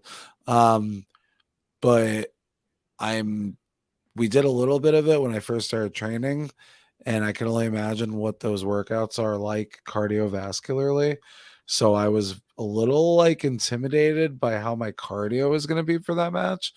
But I will say I kept up with them. I wasn't disappointed, and a lot of people really liked the match. So, yeah, I lost. I think he is very much Alec Price is very much the secret sauce right now of Wrestling Open. I think Tyree Taylor is a gear that helps make it move. I think Ray Jazz, in a lot of ways, is the engine. I really, really think that Alec Price is the steering, Tyree Taylor is a gear, Ray Jazz is the engine of Wrestling Open. I really believe that, and it's not against anybody else, but I don't think that every Wrestling Open that Ray Jazz has wrestled on has been a great show because he just pumps it up. He just pumps up that show and he just gets that crowd hot and bothered. He just does it so well, and he really, I think when Alec Price leaves New England, Ray Jazz is the replacement, and that's big in a lot of ways. And I think people who do not understand that, they're gonna learn that real quick. I don't think it's Channing Thomas. I don't. I think it's Ray Jazz. I think if Ray Jazz is the engine, I am the tuner on the radio because You're the tunage for sure. Yeah, I get to change things up a little bit and change the mood, change the mood a little You're bit. the tunage and the rest stop. Yeah. I'm a big because I pee a lot, so I'm a big rest stop. Big rest stop boy. Yeah. No. The only reason why I say this is that it doesn't mean everybody else isn't important. It's the fact is that he's just that's where he is right now, and I think people haven't caught on yet, and I think that Ray Jazz is not going to be in New England for long. I really think that I know he's young, and I think he needs a little more maturing, and I'm very, very critical of that. But I think if he gets 2-3 years and sort of becomes a little bit more of an adult and gets a little more experience in wrestling, gets some wisdom, I think he's going to be a superstar. I really do. And I think that he's going to go as far as he wants to go. Yeah. And then he has the look, he has the attitude, he has it all. And he is exactly what WWE is looking for. Yeah, he's very athletic too. So and he has an athletic background, so that's a huge plus for him that a lot of us other wrestlers don't have. Myself, prime example. He just doesn't know how to take off a shirt properly. I mean, who does? Sometimes I get stuck too. But even going further, because enough about praising him. I'm sure when he comes on, I'll just be praising him. And I'll be absolutely stroking his ego. As if he needs it. We all need our ego stroked all the time, including me. So if anybody would like to stroke my ego, I am more than happy to take every compliment somebody will give me. But obviously Mark Sterling is another one, and definitely related to Cap. That happened. Team with the Shook Crew, which is cool, and Dan Barry, that was cool. Against Bear Country and the Brick City Boys. Obviously, some Cap and some veteran, and Dan Barry is just great. He's just great. Yeah, I like Dan. That 4-on-4 match was my first actual legitimate Beyond show that I was ever on. So it was like kind of special for me, just because it was, again, peek behind the curtain. Drew was not really the biggest CPA fan for a while. He had a bad experience with his taxes. You have to understand. That might be it. That might be it. But no, it took me a really long time to kind of get on his radar level. Respect. Get to where I needed to be in his palette for wrestling, I'll say. So let's even talk about that too, because I've said this before. I think there are 2 or 3 main indies that you want to be on right now. Yeah. Beyond is one of them. For the most part, and it's been there for about 2-3 years. And GCW is kind of the other one, I feel, where those are really the 2 biggest. Now, which one's bigger? I don't know, to be very honest. And it's a complicated debate, and because it's how you measure it, it's also the reach, it's also the prestige. because both those companies, but there are people who are on Beyond and are on GCW. Also, I would consider ICW No Holds Bar to also be a contender in there as well, because that's really the place to be for deathmatch wrestling in certain areas too. So, what is this like to be on a Beyond show and be involved in Wrestling Open? Because it does carry prestige and it does carry, weight. And I think that it carries just as much as if you're, a champion and you've been a champion for a while in certain companies. And I think that there's something there. And sorry to go on a little bit longer on this question, but I think that people have a different opinion when certain things are achieved in wrestling, like being on Wrestling Open constantly, because not everybody gets on Wrestling Open. Yeah, there is I definitely felt maybe not so much at the Please Come Back show, but after American Rana, when I wasn't really like in the match, but the little WLC match I got involved with. After that was another stage of like the how CPA got his groove back story that we're currently in the middle of, just because that was my first time. Like, American Rana is the biggest Beyond show of the year, other than maybe like the New Year's Eve show. So yeah, Heavyweight, the Crown, and American Rana are like the two biggest. Yeah. So being on that show and coming out, and maybe, I'm sure a fair amount of the audience didn't know who I was or weren't super familiar with what I do.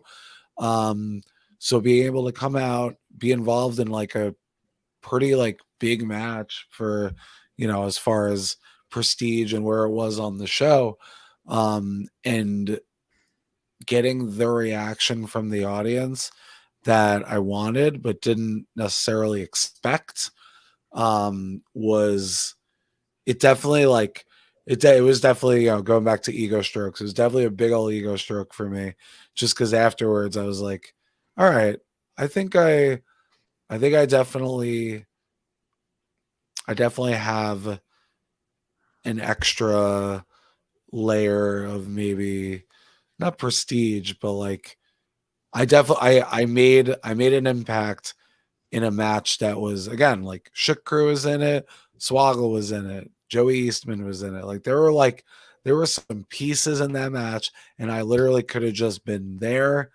not at any. I could have been completely forgettable in that match, because there was the other WLC match that happened a few years ago. There was a lot of people involved with that match, and I'm sure there were people in that match who just came and went, nobody noticed them, and that was it. They did their little thing and then they left. I like had people literally say like I was like the MVP of the match, even though I wasn't technically in the match, but I was involved with it and I made quite an impact apparently in my time in that match. So a moment like that and getting that kind of reaction, getting that kind of reception, getting praised, not praised, I feel weird saying praised, but getting acknowledged by other wrestlers for what I did during that match was pretty cool and validating. And I felt like, all right, like this is like the next, that was a hump I had to get over, being on Beyond's biggest show of the year, having a cool, memorable part of that match and that show was huge for me. And I don't know, it just felt like I had made it. I had, well, not made it, but I had arrived to the next level that I've been wanting to be at for a It's while. interesting, right? Isn't it interesting when you feel that you made it or you've leveled up? Like I hate to use the word level up, but I mean, after I did my Bushwhackers and then I had Lufisto on and I've done Chris Daniels, and then all of a sudden certain comic people, I feel like, oh shoot, I'm making it. And then now, I mean, today a bunch of wrestlers are following me and a bunch of wrestlers are now saying, hey, yeah, I'll come on your show when you thinking. And it's weird because certain people also get back to me really, really quickly. Like I have people in the comic world who I shoot them a message and 5 minutes they're like, oh, here's my schedule. When do you want on? I mean, I'm going to be talking about One Piece Red with Bryce Donovan at some point. And that where it's going to be like, nah, and I might actually bring somebody from One Piece in, which will be funny, but he doesn't know that yet. I'm still working it out, and we're not going to tell him. So hopefully he's not listening. This way he'll show up and be like, "Oh shit, who the fuck's this guy?" Be like, That's "Oh, cool. I'm just the voice of Jinbei. No worries." It'll be really funny. It'll be a funny moment, I right? love Like that. I love that. it'll be really funny, especially because we're gonna go live, and I'm gonna bring Yeah. him in live, and then I just want to freak him out because he's a huge One Piece fan like me. Um, I have a lot of friends across a lot of sectors now, Yeah. but again, like I don't want to because I still feel like I have to prove something every day, though. I just feel Same. though that I know I'm now leveling up, but I'm not trying to be cocky. But like I don't know how to explain that to somebody, and it's a little bit different, obviously, in wrestling. But I know that I'm decent at this now, and that I'm not shitty. Yeah. And it's important to understand that, and it's important that I can hang with certain people and in certain groups that I really shouldn't be hanging in. But when I hang in those groups, I'm treated as an equal, despite not necessarily being qualified to some degree. So that's kind of how I view it. But again, maybe I have a different view, but it's also taken me like 9 years to get here. So Same, literally 9 years. One thing I was told very early on, and I think about it literally every day. And some days it frustrates me, some days it keeps me going and kind of gives me a little extra, poke in the ass to keep going. Be so good that nobody can deny you. And I think that's a very important. Actually, the same person who told me that also was on a podcast. He didn't tell me this directly, but the same person who told me that was on a podcast, and he said, "You need to find your why." I didn't really understand it at the time, but now I think I'm starting to understand it. You need to find why you're here. You need to find your place, find your, like you were saying before, like interesting. so and so is a cog in the wheel, so and so is the engine, so and so is the carburetor, whatever. It's funny that you say that because there are people that I got to interview this year that I asked 5 years ago. Yeah. And obviously, I have a lot more skill now. I have a lot more interviews. And, they don't necessarily remember me asking. Maybe my name popped up. But now I think what's happened is that people are like, you've been pumping like crazy. And that 5 years ago, had only 150 interviews. Now you have 700 out there. Like, clearly, I need to be here. And what I'm now starting to learn is that I like name dropping, and also people, I know what names to drop in certain circles. And they're like, if my friend was on this show, I have to be on this show. Yeah. Yeah, that's good. Again, it's you gotta like, and again, like you said, like, not, I don't want to sound cocky when I say things like this, but I do feel like I am starting to reach a point where I'm good enough that, or not good enough, like I'm not like settling at a certain point, but I think I'm getting to a point where I'm good to the point where it's getting harder to deny it or ignore it. I'm at the point where I feel that I can ask somebody who so I just asked somebody who did $100,000 on Kickstarter, and I just asked, and I mean I knew him slightly before, but I feel comfortable enough to ask. Yeah. Him doing that, and I feel it as an equal, and then we're having an hour and 45-minute conversation about everything and his writing, but I feel that I'm an equal at the table, and I also know that I'm an equal at the table. And so where 5 years ago I probably wouldn't have been. And I've also had private conversations with certain people who are well respected in the comic book community that people would kill. And the only reason why I've had those conversations is because I'm an equal and I'm respected at the table. And those people say, look, we want you to win. And I don't just spend 4 hours with somebody helping you figure out your business, for free, because I see something in you that's going to benefit a lot of other people and I want to give back. And again, not to sound cocky, but I understand that I'm an equal at the table now. It's a very, very weird situation I'm in because in other areas I'm not an equal. But it's tricky, and a lot of that's happening in my life, I feel, at the same time now. and I'm 29, and it's really weird because I feel very awkward in my body right now because of it. Like I don't know like how you feel, but like when all of a sudden you're an equal at a table, but you don't across like 9 different sectors, like you feel like an imposter in your body. It's weird. Mhm. It's weird. And then people are like, oh, I'll be on your show. Absolutely. You want me on your show? Thank you so much for asking. I don't feel like I belong on your show. And I'm like, but you kind of do. Like, I don't know how to explain that, but it's so weird. But yeah, No, I was actually thinking about that a day or two ago. How I don't know. I feel like since I've been doing more, especially this year, and yeah, like when I was in my younger years in wrestling, at least, I was just literally doing any show. If there was a location and there was going to be a wrestling ring there, whether it was in front of 200 people, 10 people, 6 goats, whatever, I was going to be there. Did not fucking matter to me at all. Quantity over quality though, which is it's good to get the reps in, it's good to get better, it's good to learn who likes what and what to do in front of who. But I think now there is quantity, but it's all quality for the most part. The quality is ticking upwards every week.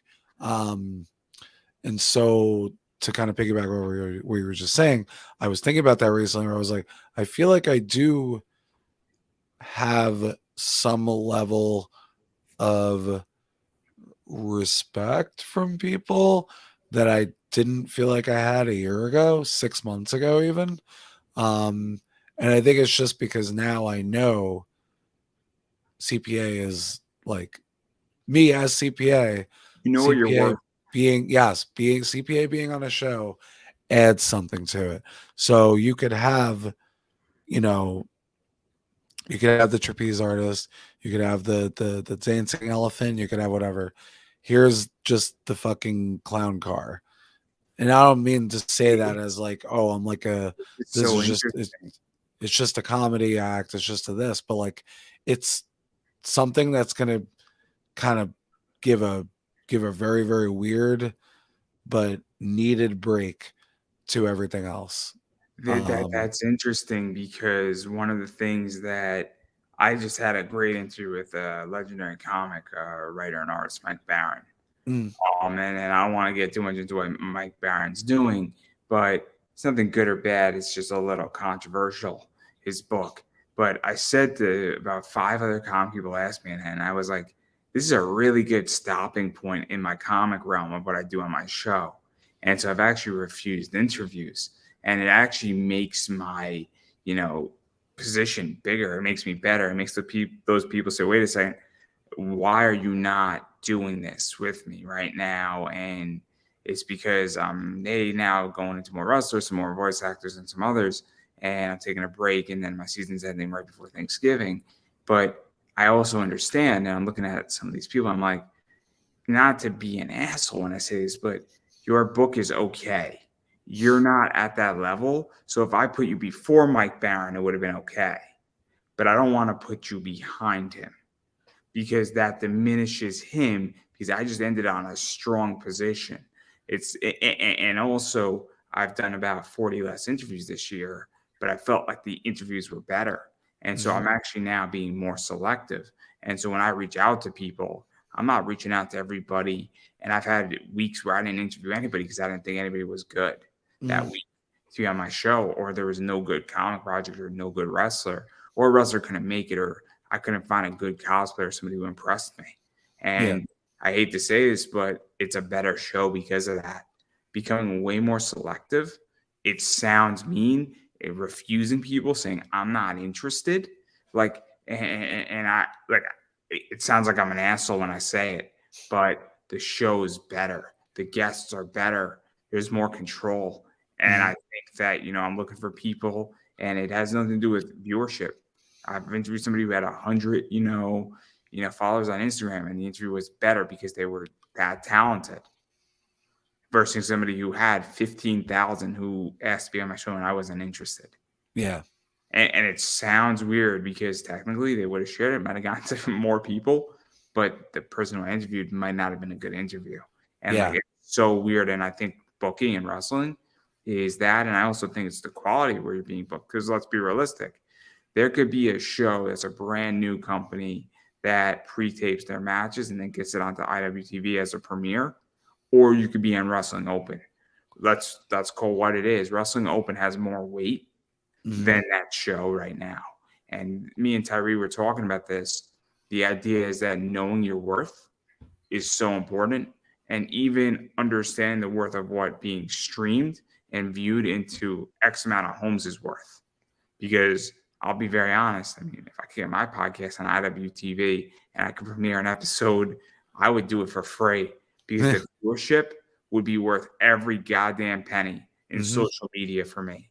It'd be worth every goddamn penny. I mean, I'm sponsoring a match on Wrestling Open tomorrow. It's Oh, worth nice. every goddamn penny because the amount of media that I've gotten without even the match, just on Twitter, is worth every penny. Beyond has what, like 15,000? I They have a think lot.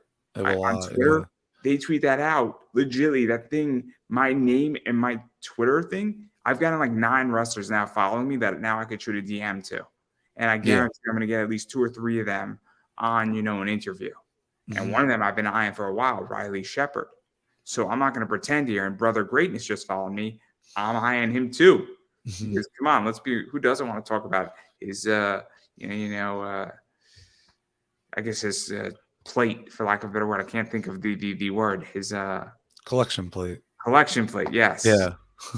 But sorry for ranting, but that's No. how I view it. That's how I view it. And maybe I'm a weird one in that fashion, but Wrestling Open to me is worth a lot more money, or even taking less money if you're a wrestler, because your name is going to get out there, and that's worth something. So if one promotion is going to pay you $100 more on Thursday night to pre-tape something and Wrestling Open's going to stream it, you should go to Wrestling Open every time, because that $100 is not going to make or break you, but you will get more than $100 in social media on Wrestling Open just by being in a 5-minute match. Because guess what? We're all going to tweet about it tomorrow night. There's, I think, 6 sponsors. I know my friend from What's Up Wrestler, Justin Del Rio, and he's going to be tweeting about it. I'm going to be tweeting about it. Person who's probably sponsoring Kennedy Copeland's going to be tweeting about it. And all 6 of us are going to be aggressive tomorrow night. Drew Gulak is going to be tweeting about Wrestling Open tomorrow. Yeah. So Yeah. my shit and his shit and our 6 sponsorship, we're all going to be boosting each other up directly and indirectly. Yeah, that's good. Yeah, that's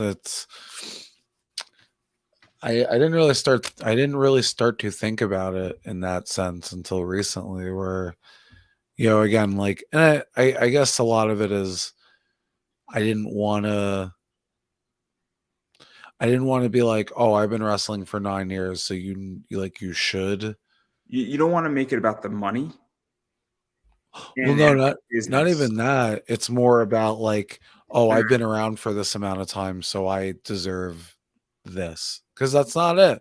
There are people, Eddie Kingston, he wrestled for what, fucking 16, 17 years before he got that break, So like I feel weird being like, oh, I've been wrestling for 9 years, so I should. I don't. I don't deserve anything. But I think at this point now I have earned a nice little niche, a nice little like. Let me ask a question to you on that, because this is, and I'll state my opinion. So I have certain knowledge on economics. I have certain knowledge on building a dividend portfolio and running my eBay business. And so when I talk about that, I deserve to be paid really well for that knowledge. Mhm. Would be because what I have figured out, I could save people legitimately thousands of hours and probably about $100,000 in an expenditure. So I deserve to be paid, my hourly rate Yeah. to consult on this. And I have a very specialized niche. And I also am more than happy to build somebody's business if they want to pay me and give them the blueprint on how to do it and give them the support that they're going to need for the next year and a half to make sure that they build a $15,000 to $25,000 eBay business. So I deserve to be paid for that. I also happen to think that I have a lot of knowledge in podcasting, and so I deserve to be paid for that. But I don't deserve to be paid for because I've been doing it for 9 years. Or I've been running an eBay business for X amount of years. I deserve to be paid because I produce results. Yeah. And so if I was in doing this for 1 year and I was producing results, I would still deserve to be paid. So, I hate to say this, I'm going to be on my friend's show on Monday, and we're going to be talking about this. And so if I say to a guest, I don't really want to interview you, I've earned that right. I've earned that right for two reasons. A, I'm the one paying the show's bills. So first and foremost, when you mortgage your house to do this, or you take money from your paycheck, or you sell a comic book to start this show, yeah, you get to call shots. That's first and foremost. Same thing with you. It's your body. So I'm curious how you feel about that, where, you have knowledge, you have wisdom, you have honed your craft, and you feel that it's more of that. Because when people say I deserve something, I hate that word. That I don't think I deserve jack shit, but I have certain attributes that will save people money. And I'm a strong believer that if I can make you money in some fashion, I deserve a piece of that. Yeah, of course. Yeah, so I'm a capitalist, in case anybody didn't know. I could tell, which is fine. It's fine. Being a capitalist is, I mean, we are technically in a capitalist country, so that's fine. I believe that if I can make you money, I deserve a piece of that, what I brought you to the table. That's right. what Right. And same. And I know that, like I'm gonna be at WrestlePro on Saturday, and my first ever time main eventing a Rahway Rec Center show. I've been wrestling in that building for 8 years, since my second year in wrestling. I wrestled there a few dozen times, never been a main event. I know that there are people who come to those shows to see me. I don't want to sound like an asshole when I say that. I don't want to sound like I'm. You might earn it. You might earn the right to sound like an asshole every once in a while. Yeah, like I don't want to sound like I'm stroking myself when I say that, but I know for a fact that there are people who go to WrestlePro shows because they want to see me, or they start going to WrestlePro shows regularly because of what I'm doing. So yeah, that, like, to me, that's really like the not brick and mortar, but like that's the provable thing to say, I have earned this, and this because I do the thing that I do, and people are invested in it in some way, shape, or form, be it monetarily, be it critically, be it whatever. People are interested in it. People are invested in it. There are people who want to be on my show because they know the interview is going to do well. And I have brought people certain things that didn't exist before in their life. And I brought people real opportunity. And I mean, somebody has an independent movie because of me coming out. Oh. So basically, they had a comic book, and some directors saw them talking about the comic book because of my interview. And that director helped to pay for the screenplay to get graded. And now they're in the process of having investor relation meetings and raising money on a small independent budget film. That's probably $50,000 to $75,000 to shoot. So that's not a joke anymore. Guy paid me $20 to be on my show. I would say that's a pretty damn good return. Yeah, definitely. And then I got him on another 2 times, and I didn't charge him. He's like, "Yeah, man." So, and then the second interview did about 2,000 views. That interview in 48 hours, with the average time of it being watched 34 minutes, which is crazy. Yeah. So again, that person is always happy to be on my show. And whenever I need something, or if I say, "Hey, could you send me some free comics?" The person's like, "Yeah, no problem." They don't even balk because they understand that I brought them something that didn't exist in their life. And so it's one of those things that, again, and I don't stroke my ego like that. I'm like, you don't owe me anything, but sometimes I make demands. Like, "Hey, could you send me a copy of your book, like signed?" Or, but it's going to cost them like $4. So I think, he owes me that. Drop in the bucket. Yeah. But I just want to be like, "Dude, can you send it to me?" And he's like, "Yeah, sure." But like, we have a good relationship. And the whole point is that, again, though, I know what my show brings to the yard, and it's Mm-hmm. not milkshakes. I can assure you that. Ha! Oh, You got but me. yeah, no, because I know what you're worth. I really do know what you're worth. I know exactly what you're worth. I also know the idea that you've been on my radar for like 2.5 years, as an interview, and I've seen you in a lot of different facets. I think you're funny, and I think that you bring something that doesn't exist in wrestling. Mm-hmm. And I know what you're worth. I know what Anthony Green was worth. I know exactly what Anthony Green was worth, and I know exactly how I took care of Anthony Green. Um, Actually, Anthony Green I probably underpaid Anthony Green to some degree. I sponsored like 3 or 4 of his wrestling events, but he got me him twice, Josh Briggs, and Ava Everett. Okay, So, that's cool. Yeah. but I was happy to sponsor his events because I still got the sponsorship. So there you Yeah. go. Yeah, exactly. You got some pub out of it. And apparently Ava Everett did like my logo and stuff. I'm like, oh snap! She's like, I know what this logo looks like when she's on my show. She's like, oh, you're that guy. I'm like, oh, you designed it. Oh, it's great. Oh, It yeah. was a very funny moment. Yeah. Again, AG's great, and I was stupid enough to ask him. Just stupid enough to ask him before he became where he is today, which is beyond good. I don't feel comfortable asking him right now. I don't. I think he is too big for me. And it's that imposter syndrome. It really is. Yeah, I got it. And look, he's doing a lot of cool stuff, and God bless him. God bless him. But I digress. A lot of cool matches though. The Steve Stenson match was cool. I was hoping you were gonna ride a cowboy though. Yeah, that was things at Wrestling Open have been taking a little more of a serious turn lately, just because I feel like BRG needs a horse. He really does.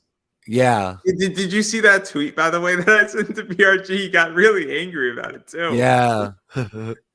So for everybody who wants to know that story, me and Tyree were talking because Tyree was on Taylor and he's had his issues with the Stenson Ranch. So I said that maybe I should go speak to Drew and see how much money I would need to throw at Wrestling Open to get BRG to ride a horse into the ring. Like a real horse. And like he was not happy with that tweet. I thought it was pretty funny. I thought it was a pretty funny tweet. And then I still think it's a funny tweet. And I mean, seriously, if somebody would go halfies with me and we got our horse, I think it'd be hilarious if you were a real horseman. Yeah. Like Frankie Pickard did that in a match at H2O. And I thought it was the funniest thing ever, where he like was smoking a cig and riding a horse. That's great. Yeah, I need more horses in wrestling. But continue, please. Sorry, I had to interject that story. It's fine. Yeah, I feel like things. I've been getting a little more serious at Wrestling Open because I don't know. I just feel like I'm kind of. I feel so like to all things full circle here. I feel like I'm worth more than I've been treated to at Wrestling Open. And granted, I haven't like won a lot or anything like that, but I know that I bring something to that show that other people won't, and I think that the audience there is there for it, and they're there. A lot of people watch the shows because I'm there. You know what I mean? So let me ask you a question on that, because there was just a big issue in wrestling with Willie Mack and Impact, and Willie Mack walked away from Impact over money, and I respect Willie Mack for that, because I've walked away from deals over money, and I mean my job that I'm currently in, they actually offered me a lot more than what I was asking, so I really couldn't walk away. I had to walk in, which is always nice. I valued myself as X, and they offered me a lot more than that. Probably about 25% more than what I was asking. Wow. So but there's another circumstance that was going on. There was like 4 choices that I couldn't go wrong, but I respect, getting back to you, I respect Willie Mack for saying, I know what I'm worth. I know that I can make almost double on the indies, and that promises haven't been fulfilled. Yeah. Now, I'm not saying that it's the same circumstance here, but I think it's very important for wrestlers to know what they're worth and know what they should be making, knowing what they bring there. And look, I think everybody has to compromise too, where if you expect A and they want to pay you B, maybe you can meet in the middle at C if you both want to stay there and they want you there. Yeah. And obviously everything's a negotiation, but what is this like? Because it's very important. Knowing what you're worth is tricky, and understanding that you bring something to that show, because let's call it what it is. Employees right now have a lot of leverage in the workforce in every sector right now of America. They really do. Yeah, it hasn't even really been like as far like a financial thing. It's been more of a, what am I doing on the show? So if I go there or if they announce that I'm on the show, or if I announce that I'm on the show, and a bunch of people are like, "Oh, that's cool. CPA's there. Cool, cool. I can't wait to see who's wrestling. Oh my God, he's going to do this. He's going to do that." And then I get there and it's kind of like, it's a very kind of like flippant, standoffish. Oh yeah, you're just going to do this, whatever it is. And I do great and I kill it and the crowd's into it. And there's a lot of, online engagement afterwards. And I still feel very just kind of like, I don't know. I just feel like I'm treated a certain kind of way and I don't really enjoy it. That has been definitely driving me to maybe turn it up a little more lately at Wrestling Open, as far as being more serious and, just being, just being more serious and having more of an icy demeanor, as it were, not towards the people watching, but more towards the guys that I'm wrestling. So yeah, there has been kind of a shift in the approach and the attitude and the matches and what I'm doing in there physically. But yeah, that's match was just another bump in that. Like, I know this guy probably looks at me like I'm a joke, and I need to come at him in a certain light, and that's why I didn't ride him as a horse. Is what I'm getting at. I just want somebody just to come out to save a cowboy. Yeah. Ride a cowboy. What is it? Save a horse, ride a cowboy. Yeah. Big and rich. Yeah. Exactly. I just want somebody to come out with a horse, BRG on the horse, getting sick of his boss, and come out with some chaps. Yep. A hat. Spurs. Yeah. Everything he's got. Ride the horse right into Wrestling Open, and then lasso and throw his lasso down, and then jump off the horse. No. Make sure the horse is okay. Make sure the horse has its oats. Yeah, you gotta make sure your horse has its oats. Give the horse to a stable hand, and then take out Steven Stenson and do a good old yeehaw and reclaim his New Jersey ranch for himself. Yeah, that's what I want for BRJ. That's really what I want. I'm rooting for him, and I want it now too. I will sponsor part of that. I didn't know I needed it. Now I do. It's that match, and then I want a death match between Kennedy Copeland and Masha Slamovich in H2O. Wow, that hasn't happened already. Huh. It has not. But I want to make sure that there's plenty of Legos, so I will happily sponsor that match under that pretense. Yeah, but I also want front row tickets to it. So that I'll pay for the tickets. I just want the right to buy them. I will bring them Lego sets to play with. I have my own ideas for wrestling because I want to see this, right? And I'm in a very sharing mood. So what I would like to see, I am more than happy to put money up to make it happen, as long as it's being streamed. Yeah, of course. because that's what I want to see. So it's kind of like custom wrestling, just at a wrestling event. Yeah, in front of people. Yeah.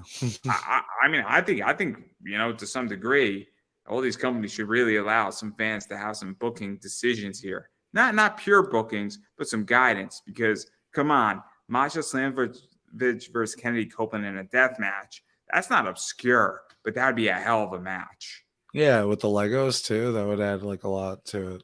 With Legos, light tubes, whatever. I don't really care. It'd be fantastic. Give them like light tubes made of Legos. Come on, we might as well just buy them lightsabers, the cheap plastic ones. that's that. I don't hate that. Maybe we could have like if May the 5th lands on a weekend next year, which I'm gonna look now and see if it does.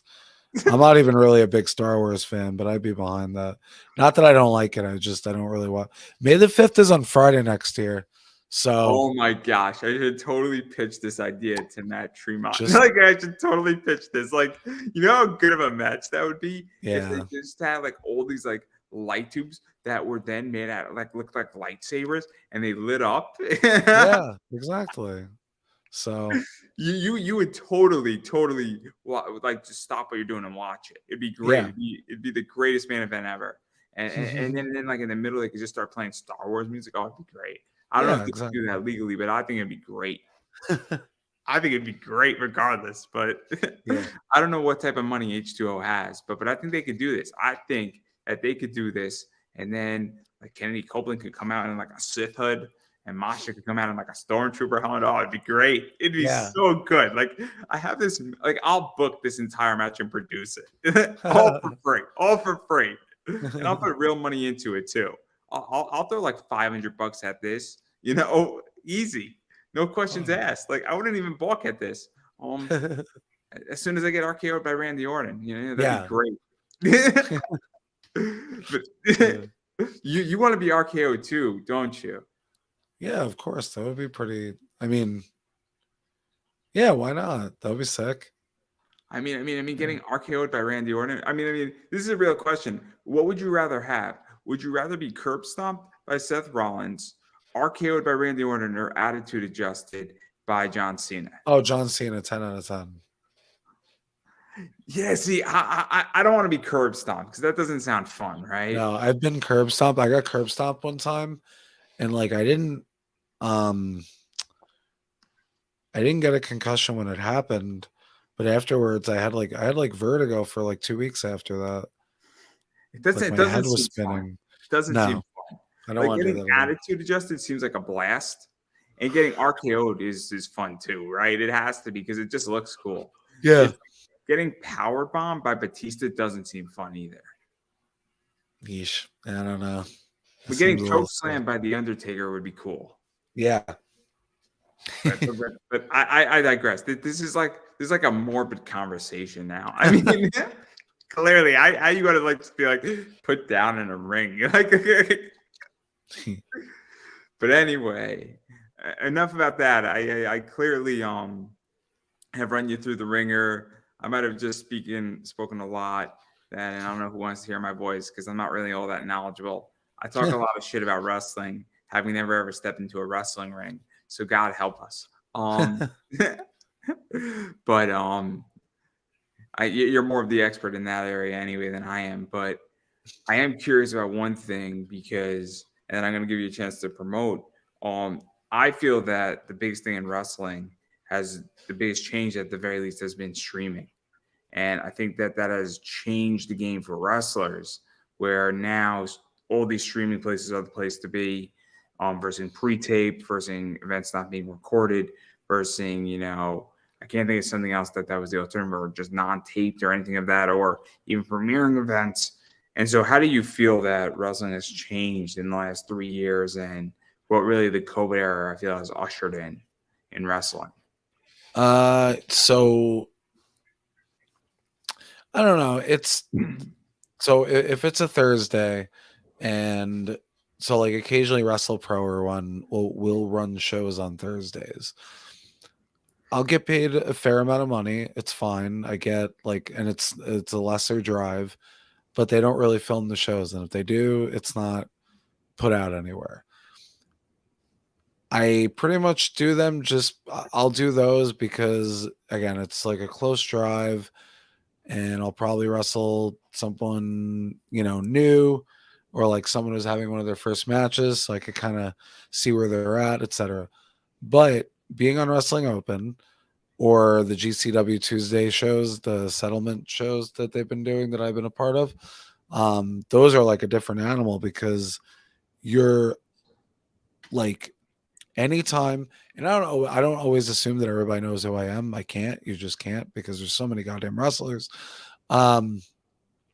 You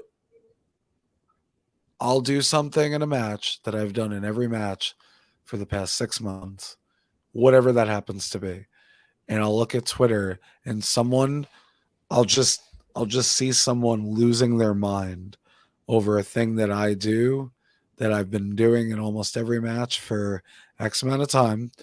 And that to me makes the difference between, oh, I just had a match tonight, and oh, I just made someone lose their shit because I had a clip-on tie, or because I took my shirt off at the beginning of the match and I had a similar shirt on underneath. So to me, having that reach with someone who didn't know who I was up until I walked out to the ring and they said, "Who's this fucking schlub wearing a pink button-down shirt?" And then I did one thing that was non-physical that made them go, "Oh my God, I have to watch this guy now.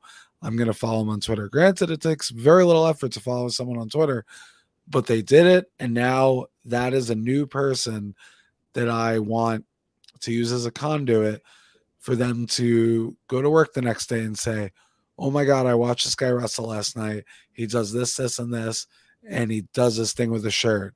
And then they're going to go to their mom and they're going to say, "Hey, mom, I know you hate wrestling because I've been watching it for years and you always said how stupid it was, but this guy's coming to our town next month. We're going to go see him and you're going to fucking love it. It's a barrel of monkeys," et cetera, et cetera, et cetera. I can use those people as a conduit to get my name, my brand, my silly, whatever people consider what I do out to other people. So to me, that is very important.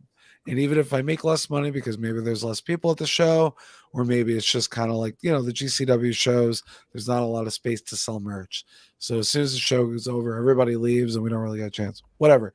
But that's an extra dozen, 100, 250, whatever, however many people who I can use as a conduit to get what I'm doing to other people's eyes and ears and minds and bodies and souls and whatever. So yeah, streaming is a very different animal, but it is very cool to consider the possibility that I can use it as a bridge to all these other people. Say, "Oh man, this CPA guy, that's pretty cool because he does this and this and this. I'm going to follow him on Twitter and I'm going to buy his silly shirt off of him, or I'm going to buy a sticker, or I'm going to whatever." It's cool. It's really cool. It's not even, yeah, of course it is like cool, like make a few extra bucks. But for me, it's just, you're into comic books. So like a comic book artist can say, "Yeah, I just put this fucking weird guy in the background on this frame or whatever." But then someone could say, "Oh man, that guy in the background's really cool. I'm that guy in the background." So now suddenly that random thing that's on a storyboard or on a frame or whatever. I'm not a big comic book person, so I'm probably butchering the terminology here. Yeah, you're pretty close. It's all good. That random thing, that quote, that thing, that line suddenly becomes the most important thing to one person. And that's what I'm after. So selfishly. And so even to go further into this, because I just want to ask you a follow up, and I'll give you a chance to promote. I promise.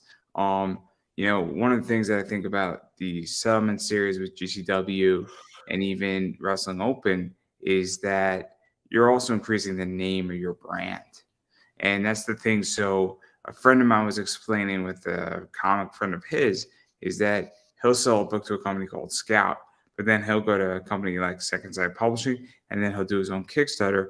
And so he's selling his name on the book, not the book itself. And so with me, I'm not selling conversations in pop culture per se. Obviously, I'm selling that brand, but my brand matters. So now when you hear Andrew, the investor Davis, or you hear conversations in pop culture, you hear pop anime comics, all of a sudden, and I put my name on a product, that product is of a certain quality. And so I can make more money because I have built trust and I have built a name so that at a certain point, this is the whole thing I'm building on a comic book investing class. My name on that is going to carry more weight because I've built trust. And all of a sudden, when I have all these people and I'm saying, cool, I want to sign up. And then if I have 5 wrestlers who are prominent endorsing it, now a lot more people are going to feel more comfortable with me. Or they say, hey, this guy has done 600 interviews and he's teaching podcasting. I feel more comfortable. And 450 of them are really damn good. And they're the last 450 interviews he's done.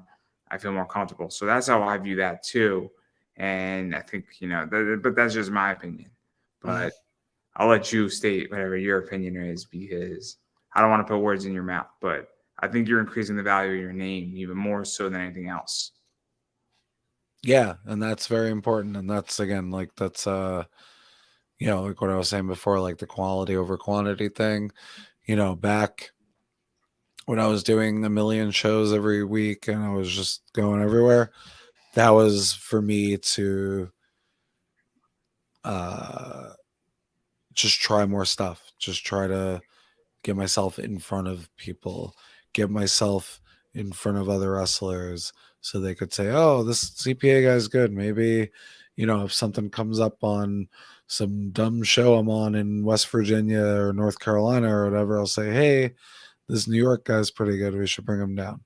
Now that I think I have that equity with other people in wrestling, I can now sort of get the avalanche effect going with people who consume wrestling. Because now I feel like people who consume wrestling are here. They're not going anywhere. I want to get to them. And I want to be good enough that they tell people that they know, hey, this dude's pretty good. Because to me, again, like I look at someone like Danhausen, he was on fucking Conan O'Brien's podcast. That's insane. That's what I want. I want that. I want to transcend the wrestling thing. I love wrestling. I'll do it as long as I can physically do it, but I want to do other things, and I want to bring it. I want to bring it to other places too. And if I'm the one bringing it to other places, great. This is a whole nother episode. Yeah. Basically, this is what my business model is. I got no problem telling. I buy a comic on eBay. I buy a comic. I sell for 3 to 4 times on eBay. I then pay back myself on the item and buy a new item. eBay gets a fee. I put money aside for taxes, and then I'll pull in on a $60 item, maybe $18 in profit.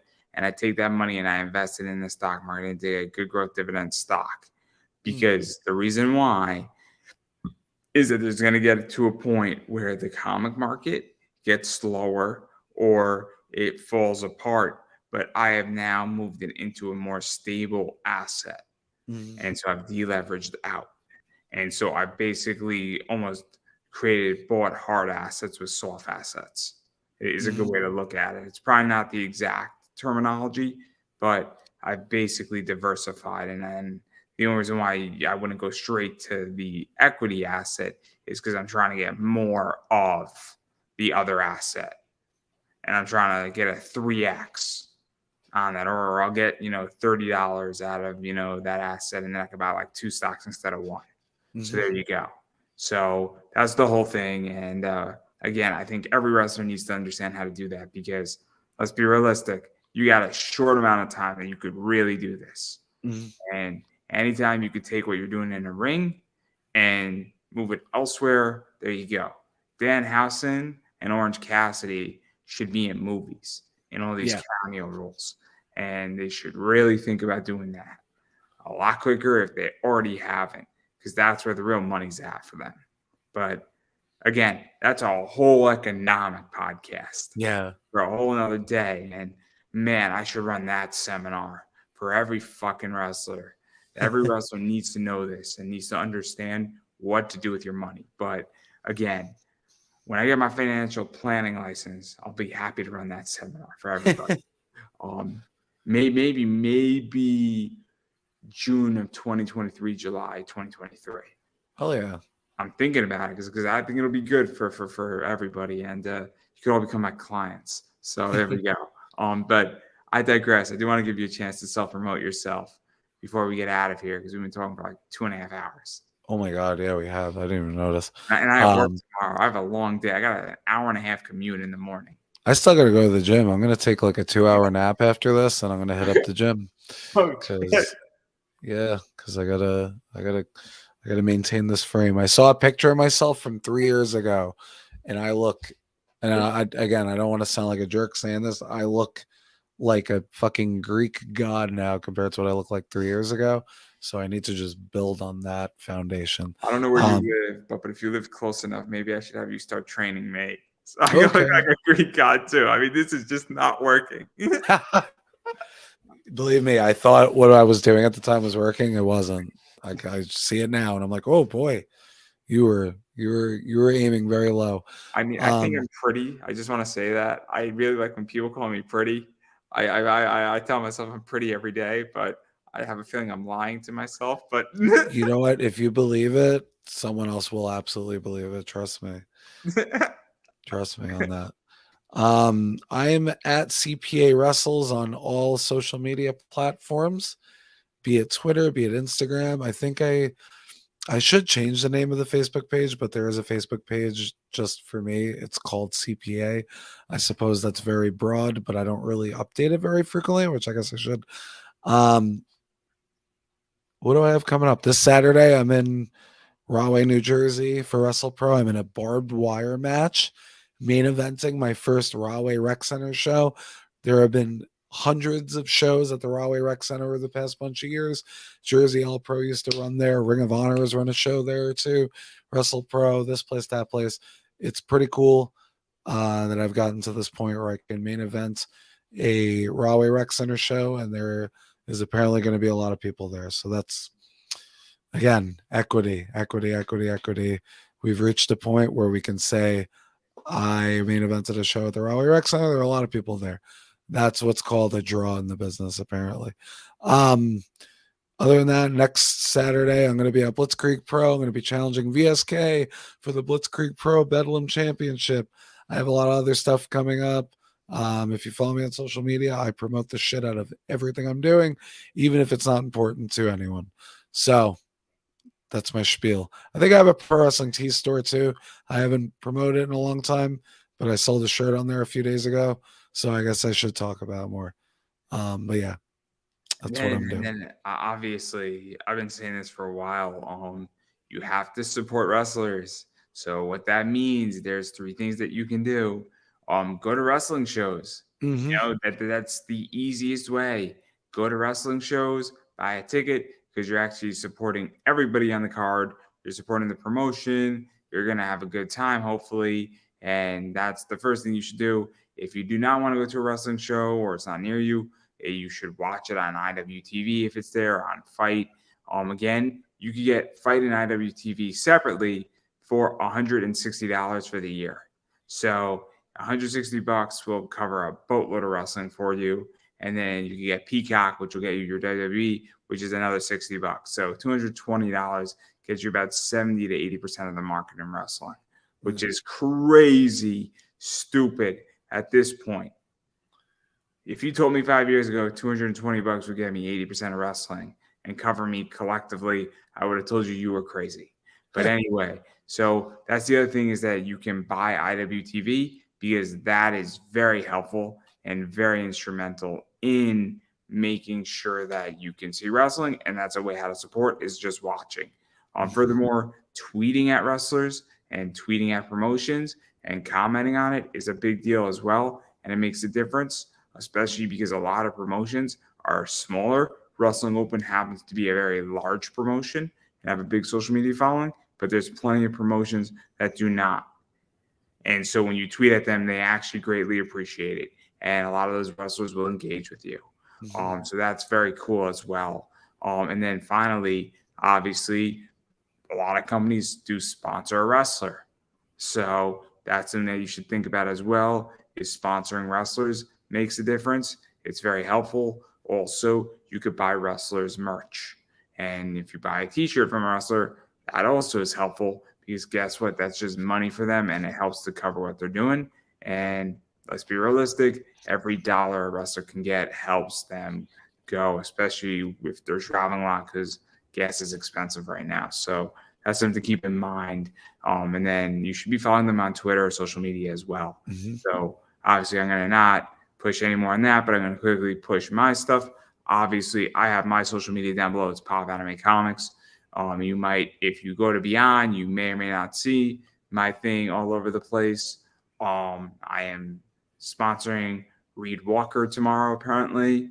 So that should be exciting at Wrestling Open. A bunch of my friends are also sponsoring people. So it's going to be a great show. Brother Greatness was sponsored by Drew Gluck, which is sort of cool. I think that's ultra hilarious in many, many ways. I'm sure there's an inside joke somewhere in there. I guess his collection plate worked this time. I'm going to totally bring that up tomorrow. Oh, it's going to be great. But in all seriousness, though, I do have a t-shirt right here. This is my t-shirt on Redbubble. You can go buy that shirt. Also, I have a Buy Me a Coffee. Also, if you would like to run ads on my show, feel free to hit me up. We can work something out. I do a bunch of cool stuff, and I got a bunch of cool content coming for season 4 with a bunch of my friends who have already signed up for some cool stuff. So that could all be worked out. And I just appreciate people hitting me up. If you want to be a guest on my show, you can solicit me, but that doesn't mean I will accept you. But, we can definitely see if something can be worked out as well. Because I'm always looking for interesting people. But again, you may or may not get on my show. But having said all that, I'm out of ideas here. So I'm going to give you the final word. I was listening to a Frank Turner song the other day, and he has one of my favorite lines of a song ever. If you're all about the destination, take a fucking flight. We are all on this weird little road together, and wherever we go is where we go. But be in the now. It's a thing that I'm slowly learning as I get older, and as I age in this weird underbelly of the entertainment business known as wrestling. And just let's all be in the moment. And I sell shirts directly from my Twitter, so buy shirts off of me. And little peek behind the curtain, I usually include a thank you card and some other cute stuff. So I'm getting new shirts soon, like probably this week. They're cool. They look like the album cover of Taylor Swift's 1989. I gotta go. I'm not a crook. And everybody, that is a wrap.